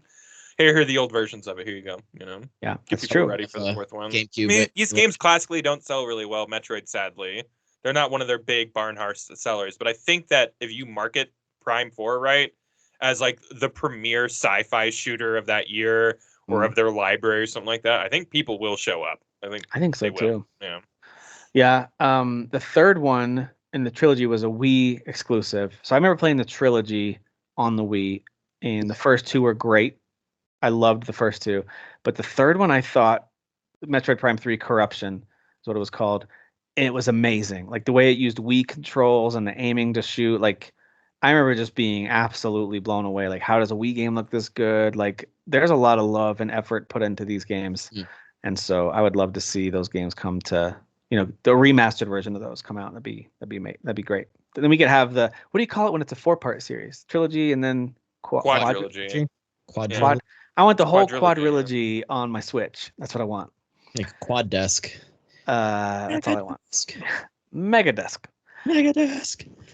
All right, guys. Let's wrap things up with stuff we are playing or watching. I actually have already talked about everything that I'm playing or watching. I will just mention that we watched through all the Lord of the Rings recently, the mainline Lord of the Rings movies. It was a really good time. It is strange that Max has the extended editions of the first two, but not the third one. They just have the standard version of the third one. Really? And I don't know if there's licensing issues with different versions that's so weird. Yeah. Yeah. So Return of the King, we just watched the boring old stupid standard version. Because I swear that was on there when I was rewatching them a few months ago, and maybe it like left or something. Yeah, which would be weird. Why just the only option they had physical for it media, guys? right. But the only option was the standard one, and then the extended one had a purchase now option. That's all we saw on that one. That's a shame. That's lame. Yeah, it's kind of weird, but anyway, super fun, and that got my son Shepard really intrigued by Shadow of War because I was telling him about Shadow of War. So he has been playing that game nonstop all week. And I just watched him tonight do the first like fortress assault where you have your army of orcs assaulting. You like command them to go and like because he just learned the dominate skill recently. And so, dude, that game is so good. So good, dude. Yeah. Really good. It was so good. I was unmad by the really pervasive, like, buy this pack. There was a lot of that. Like, I remember. It was very. Yeah, that was a lot of WB games that kind of injecting their WB-ness into all of it. But yeah, dude, what a fun game. Also, it took me back to I watched a clip of Conan O'Brien playing it on Clueless Gamer with Kumail Nanjiani. And it's a hilarious episode with Kumail. And apparently Kumail actually does a voice of one of the orcs. And they get to that orc. I think I remember hearing that, yeah. And Conan gives him the hardest time ever of like, they didn't even change your voice a little bit. You just sound like Kumail the orc. Like Kumail the orc. It's really funny. But anyway, that game rules, man. My son already had several situations where he fought this orc that was scared of fire. He kills it. He actually burns it, and it comes back as like a scorched version of him, and for revenge, even though it died, but brought back to life. They do this. You get the nemesis, and you could tell. I was watching his reaction. Like he's got this personal thing against this. He hates this orc. Keeps coming back. I hated mine too, man. Yeah. It's like I remember every time I had my back against the wall on a hard mission, he would show up. He's like, "There he is, yeah, the guy who ran away." Yeah. Damn it! Like you son of a bitch. Yeah, I still remember. I don't remember what his name was. They gave him a new title, but there was this one orc that I had like dismembered or cut in half or something, and they stitched him back together, and he was called like something the grafted or the something grafted, or it was some kind of title that he got for being stitched back together. Jeez. And he kept coming back after me, and I was like, okay, this is awesome because it felt personal. That the whole Nemesis system. Why won't you die? The Nemesis system feels like your own personal story within a story, and it's just brilliant. It's just brilliant.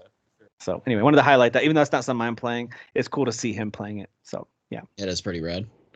Kyle, what are you playing or watching? You want to highlight? I'm just gonna rattle off a whole bunch because I've got like gamer ADD right now and I've missed a couple weeks. So we're just gonna go down a few here. Indigo Prophecy. It's too old to play. Don't play this game. Okay, Dude, thumbs down. I always wanted to play that, but yeah, Thumbs It's down. really good. Like I played it back in the day and remember loving the story, but I tried to pick it up and I'm like, no, and I uninstalled it immediately. Okay. Red Dead Redemption. I'm playing the original one that's like on PS4. That's a good. Yeah, we're gonna say yeah to that one. And I'm at like the very end of this game. It's very very very good. That's where I was playing Undead Nightmare as well. I'm kind of switching back and forth between the two. Nice. Witcher 3. Like I was saying, I am wrapping up this game so I can get into the DLC and my massive replay. Like crowning a king on Skellige is a side quest. And that's a whole massive area. Big main quest energy. And like it's like, nah, it's just a side quest you can totally miss. So. it's like the entire country of Scotland over there, and like, all right, yeah, right. Yeah, you go over there, it's like a whole other area. It's just this other whole massive like like what? Like, are you kidding me? I got into, weirdly enough, the Crew Motorfest. A lot of fun. I'm having a really good time with this game. It's super fun. And the second I'm like, I think I'm getting tired of this game, I'm like, oh yeah, I forgot there's airplanes and boats also. So like it's super cool that you can kind of do whatever you want in this game and tackle races how you want to or whatever. That led me back to Gran Turismo 7, a real racing game. And I go, oh yeah, no, this is better. I'm in a big racer mood right now. So yeah, a thumbs up to both of those games. Here's a thumbs down. I actually am enjoying this game, but don't buy this game. It's Skull and Bones. Don't buy this game. It is fun. Like I like going out and like sinking ships and like there is a cool loop to it or whatever. Yeah. But like it is another one of these Ubisoft's like, hey, if you want to fight the new twins, you better buy our new Barbie Blur. And I'm kind of out on that. And they want you to spend 80 out of the gate for it, right? Or whatever, 70 out of the gate. Yeah, I got it for 30. So yeah, I got it way. Yeah, it gets on sale right now. Yeah. Oh, okay. For a quadruple A game, that's weird. For a quadruple A game, there is nothing quadruple A about this game. Just mind you, it's so crazy to me that. Anyways, don't buy this game. Just don't support Ubisoft. I'm just waiting for a quintuple A game. So I'm with you 100%, Kyle. Like, it's not that the game is bad; it's that the structure that Ubisoft is functioning off of is and like not great. Ultimately, everything is just like, all right, I need you to just go out and pick up stuff from like boats or debris. And I'm like, okay. And then like you go back and you turn in those missions. It's like I'm gonna need you to go back out there and collect more stuff. But it's fun to sail around. Like the arcade feeling of sailing around works really well. The shooting really works. I mean, like the combat. The cannons are great. Yeah. It feels good to play. I will say it cuts away too early when you're boarding a ship. I want to see my people go on and like murder people. But it cuts to a menu real quick, and that game is just menus. Like it's just it's very bad looking UI. The graphics are not great. But you know, when you upgrade your ship and your cannons, it does feel great. By the way, like as it you does. Get stronger, when I built my second ship and like it looked like a real pirate ship, I'm like, oh yeah, dude, now we're cooking here. You know? Yeah. And I haven't played it since. So, anyways, I went back and played. I played all the Saints Row DLC. Hey, that new Saints Row game, it's actually good, guys. There you go. There's actually a DLC called A Song of Ice and Dust, and it's literally just Game of Thrones. And the best part of that game is that there's a whole story mission where you're like LARPing with people, and you're like in cardboard armor shooting like Nerf guns and paintball guns at each other. And they took that moment in the game and turned it into a whole DLC. And you go to like Burning Man, pretty much like Burning Man for LARPing. And it's like its own new part of the map that you go out and do this whole thing. And interacting out there is super fun. It's so good. I don't know what everyone's problem with this game was. I appreciate that Kyle is embracing this game at least, because somebody needed to embrace it, you know? It's very, Because Embracer team embrace. Isn't that team gone now, right? The team. Yeah, they are super fired. So I don't know who got my money to buy this DLC, but Embracer did. You gave it straight to them. The bad guy. I'm paying the bad guys. The other DLC was like Fast and the Furious DLC. It was called like the Heist and the Hurrier. I don't know, something like that. And it's really stupid. Like you go and do a mission for like a cocky like actor type who ends up screwing you over. So you're like, let's steal everything from this guy, and you do this really elaborate. It's totally making fun of GTA 5 Heist. And I feel like that's like the soul of Saints Row. It's always like punching up at Grand Theft Auto. Yep. And it continues to do that with this game. So I don't know. Bad game's good. Who cares? Borderlands 3, I'm playing a lot of DLC of that right now. It's so funny we had a DLC episode because that's all I've been playing is DLC for games. DLC? I'm not going to dwell on that. You shoot stuff and you get guns in those games. It's fine. So many guns. Yeah, and I'm playing Diablo 4 through the story again for the DLC that's coming out later. And I think I've talked about this on the podcast already, but man, that story is really good when you don't have 8 people like in your chat, like chatting with, oh my god, I got this new drop. Like when you're sitting there like listening to the story and like listening to the music, you're like, oh, this is like literally one of the most epic like fantasy games ever. Yeah, so I'm all over the place right now. Not really focusing on anything, and I'm just playing whatever my heart wants to. So, dude, that's my feeling on all co-op stuff. Like I hear everyone talk about like, if Gears of War doesn't have co-op, what's the point? And I'm going, I don't know if I like if I'm playing it and want to hear the story and hear the dialogue. I don't want someone else there. Like they're gonna talk to me. They're gonna ask me what I'm drinking. They're gonna talk to me about like the you know what I mean? Like I don't know. Yeah. Pull me right out of it. I'm of two minds of that. Yeah, because I like the social experience. I do too, for some games. And you can always go back and play a game by yourself, like I'm doing now. But so true. Yeah, I just I got multiple thoughts on that, I guess. So true. Yep. All right, Dan. What about you? Why don't you close this out? Unless Kyle, did you have anything? I'm just keeping it game centric. Yeah. So my wife and I had this week. We had this week off. So I watched quite a few things as opposed to playing games. Although I am focusing on one particular one. But I had watched Dawn of the Planet of the Apes the other day, and then I watched no, wait, War. It was Dawn and first, Dawn. right? Rise and then War, right? Mm-hmm. Rise, Dawn, and War. Rise, Dawn, War. Yeah. Right. Yeah, Rise, Dawn, War. Yeah. Oh wait, Dawn is the second one. Okay, all right. I was mixing Dawn and Rise up. Yeah, Dawn and War. That trilogy. I'm actually, it's on sale right now on Amazon. The Blu-ray trilogy for $20, normally $40. So I'm nabbing that because like I want the physical. I want it. I need it. Those movies are excellent. Those movies are so awesome. Caesar is a fantastic character. I freaking Circus just totally unbelievable. I mean, unsurprisingly nails that role. You know, Circus actually a man, not a monkey. I don't know if y'all knew that. Yeah. Shocking. Weirdly enough. Yeah, very shocking. But man, just like, so like I think the third one, I think the second one has definitely the better human story of like how that intertwines with the apes.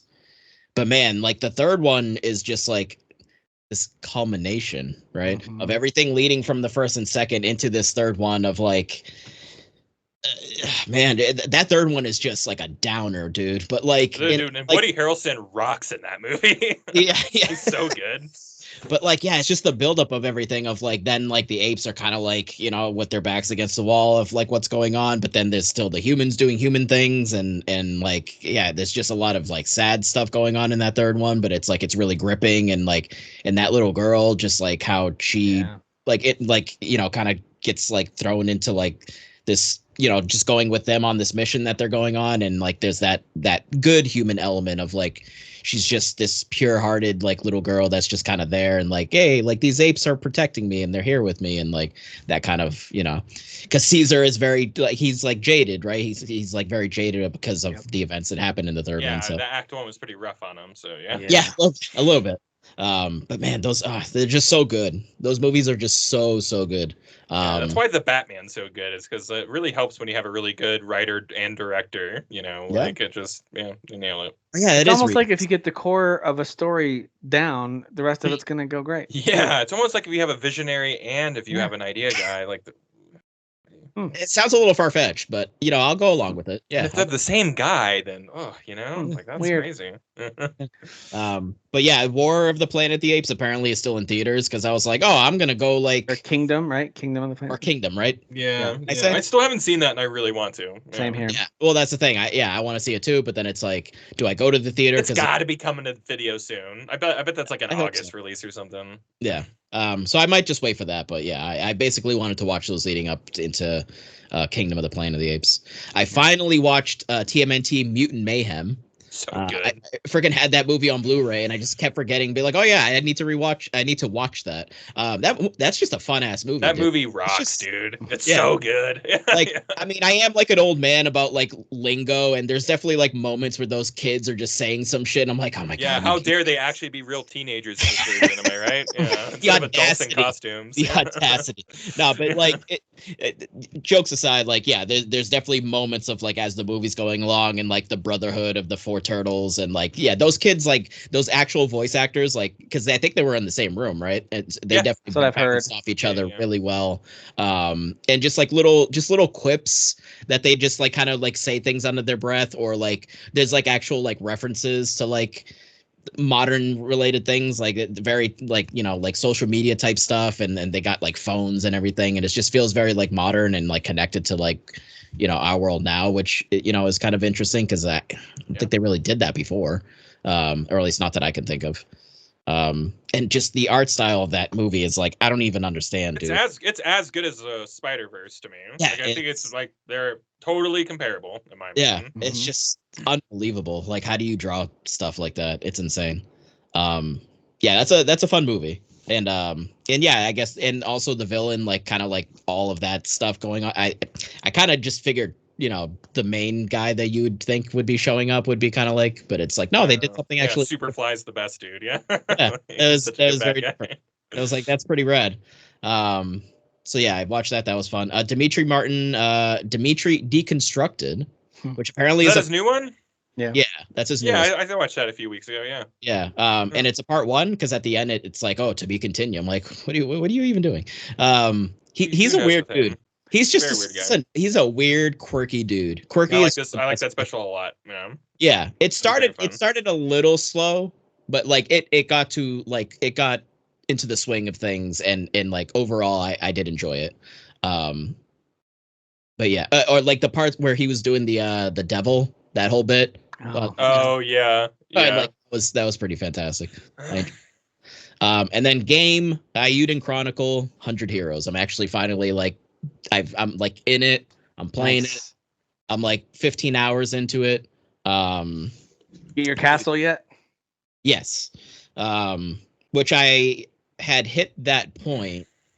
I had to just put it down. I forget what then took over, but yeah, I mean, you get to a certain point in the story, and like it really gets it once it gets into the swing of things of like what like it really is kind of going on. There's a main person, unless later on down the line something else changes, but there's like a main person where like they're the focal point throughout the beginning of the story. Like they're mentioned and they're doing things, but like something happens and you're like, oh shit, like that person's like a bigger deal.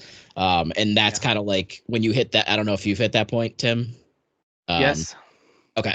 When you hit that point, it's like, oh, like now there's like all this kind of like this web of like things are happening, and you're like, oh, this is actually really intriguing. I'm like, really, like I want to know what happens next, because it's like telling a good story with this game. Yeah, dude.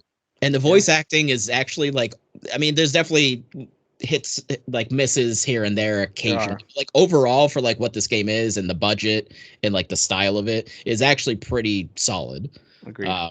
And like I love that most of it is voice acted, because it's really helping for me like sell it. Because when I see a game like this, like it's a privilege to have, you know, voice acting. Oh, yeah. Like growing up and reading walls of text, you know, and RPGs, like, oh, I'm just so glad those days are over. Especially a sneak-in type you're recruiting 108 individuals. They all have their own voice actor like acting out that character, like, and you're not going to have all of them in your cutscenes. So they all had to voice act, you know, whatever, like whether they're in your party or not. So, yeah, like, this game is really cool, dude. Did you like the big? Like army battles too? Like switch into those too. Did they do those? Okay. Were they as like? Was it just a little more simpler back then, or is it? It was much simpler. Yeah, like it was much more rock paper scissors, where like you pick archery, magic, or attack, and then like each one is strong or weak against another one. So, but usually they give you clues. Same thing with the one-on-one battles. This one also has the one-on-one kind of face-offs, like especially story moment, like a duel. And then you have to pick one option. It's different than just picking attack, defender, item. It's just a different setup. But their dialogue kind of tells you what they're gonna do. It does. Yeah. And once you get, and I remember looking up guides for the old Suikoden games to figure out what they're gonna do, so I could like see, like it told you the dialogue of each thing. So. Yeah. Yeah, they kind of it mixes up some of the combat a little bit, which I always liked. So but like the actual war, like those like battlefield scenes are really cool, because it almost feels like almost like Age of Empire, where you see all the soldiers charging. but it's not quite exactly like that. But it's just like you see all they captured the actual scale. It sounds like they captured some scale though, which is cool. Yeah. It like shows The first this big stuff, one man. I is don't know the why I first stopped big playing one this is game. super epic, where you're defending a position. Yep. And it just has a super epic feel to it as you're up on the walls and they're charging over with these ramps they put up there. I don't know. It's all very. Dude, the ramps. Yeah. It's like they unfold and you're like, oh I'm shit. gonna get back to this one. This is all the stuff I wanted to get to, and I would just, for whatever reason, I was like, oh yeah, I'm only playing old games right now. I have to stop playing this new one. Yeah. I obviously I want to stream through the Suikoden series. Ooh. But cool. because I have 1 and 2 like on like my backlog. Like I have a list of like my streaming backlog. Well, if those stupid remasters would happen, you could play those, right? Well, that's probably I have plenty to play, so I'm kind of like really like fingers crossed, like really hope that actually does still exist. And then I'll play through those because that'll just be easier. I pop it in my PS5 and then I can stream them. But yeah, I'm not as familiar with this series aside because 3 is the only one I've fully played and beat, but that one time back in the day. So, but yeah, this is definitely modeled after 2, like more than anything else. Like everything from the movement to the characters to the way the equipment works, the way you upgrade your weapons. It's all modeled like you have one weapon and you just upgrade that. Like that's how 2 works. Like it's all very centered on the way 2 worked, even with the castle, with the way that you. I kind of like that whenever RPGs do that, though, with just a singular weapon, because, like, you know, like in big, grand, sweeping fantasy stories, like usually your character has like, this is my family sword, and like, doesn't make any sense to like be like, hey, but this bronze sword +1 is actually better than this legendary passed down, hand me down, you know. So I do like that better. Actually. I agree. Yeah, I agree. And also the castle mechanic too, like that is such like an old RPG thing, and I freaking love that shit, dude. Dude, give me a hangout, man. Yeah, I love a base. Build up. Well, like it's all crumbled on the side, but then you recruit a character who's like, I want to build a farm, and so you like give them what they need to build the farm, and then next time you come back, that area is not crumbled anymore. Now it's got a couple of fields, and it's like, hey, dude. I'm literally gonna get off and play this game tonight. Like it's so.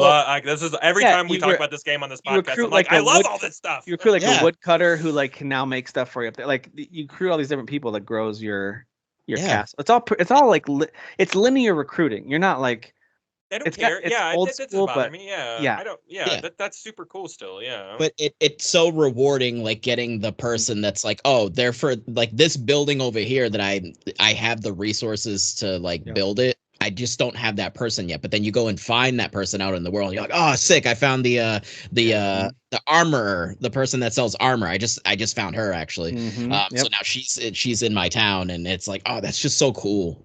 It's just watching everything like get better and cleaner, and like that castle and the town getting better. They added some support characters too that usually help you when you're exploring the world. Like maybe you'll find like when you mine a resource, you'll pick up more of that type of item. Maybe it depends on who you have as your like non-fighting character who's joining you on your quest. But they'll still chime in on cutscenes then too if they're with you. Yeah, dude. They did such a it's such an absolute shame that the creator of the series passed away. I agree. Like I don't know. I mean, I know they've said that they do want to. Hopefully, this sells well, and they go to make a sequel. And that would be actually really nice, and kind of like a hey, respect to him too. This seems like one of those games. I know the reviews were like 7s and like kind of middling and stuff like that, but like I feel like this is going to be a game that like people go, oh no, that game was really good, and we were all wrong. Yeah. Oh yeah. I honestly do. Yeah, I think it's. I think it's an instant classic. I think that people are gonna come around to it at some point. So yeah.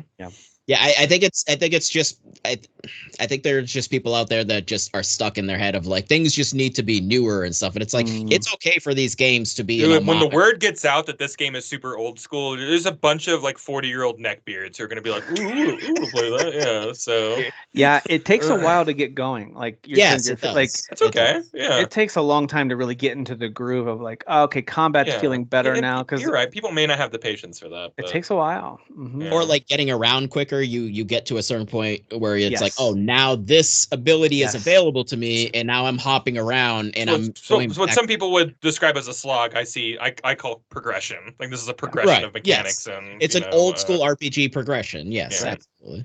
Speaking of which, I'm actually planning on buying it on Steam to play on the Steam Deck because I only played it on Game Pass for probably just under 20 hours, but then I fell off of it because I'm playing other stuff. But now I'm like, I want to get back into it again. I think I'm just gonna buy it because I want to support it too. Yeah, I bought the physical I bought it on PS5. Switch. Yeah. Did you? Okay. Yeah. So I'll probably buy it on Steam. Yeah, this game is like if you like RPGs at all, like please play this game. And it's like for everyone calling it such an old school experience, it's got a lot of new school stuff too. Yeah. You know, like for sure. the battle speed up, the auto battle, all that stuff. Like that's like there's a lot of quality of life stuff that makes the game a little easier pill to swallow. You know. I agree. Yeah. I agree. It's great. I like it. Yeah. Thanks for keeping that one front of mind. I actually need to. Got to go buy. I don't want to hear the announcement like, "Hey, sadly, we're shutting down. We didn't sell enough." Like we just heard that with the guys who made Wizard with a gun. Yeah. Right? Yeah. Like they just shut down because they didn't sell enough copies. Like, small little India studio couldn't get enough money back. That's a tough one. So, anyway. Oh, by the way, with Private Division shutting down, there's concerns about games like No Rest for the Wicked, but apparently they've. Like that was their publisher, but they are doing fine. Like so, games like that I think are still going to be okay. They're even hiring for some spots. Good, nice. I don't know if I don't know if it's the case for consoles, but Ayuden Chronicle 100 Heroes is on sale on Steam. So normally 50, it's 37.49, so it's 25% off. So there you go. All right, yeah, I'll have to grab it on Steam. So. All right, dudes. Well, thank you all for watching and listening. Thank you guys for being here and reminiscing about some DLC and expansions and letting me wax eloquent about Elden Ring again. Here we are again 2 years later. We're going Elden Ring again. Sorry, not sorry. But hey, next week we're going to be talking through the first half of 2024. What are our game of the year watch? We're going to check in. How's everyone feeling with the game so far this year? And then make some predictions about the rest of the year too. So that'll be next week. But until then, thank you guys for hanging out. Thanks for watching. Do all the like, subscribes. Actually, I don't care. Do whatever you want. It's your life. All right. See ya.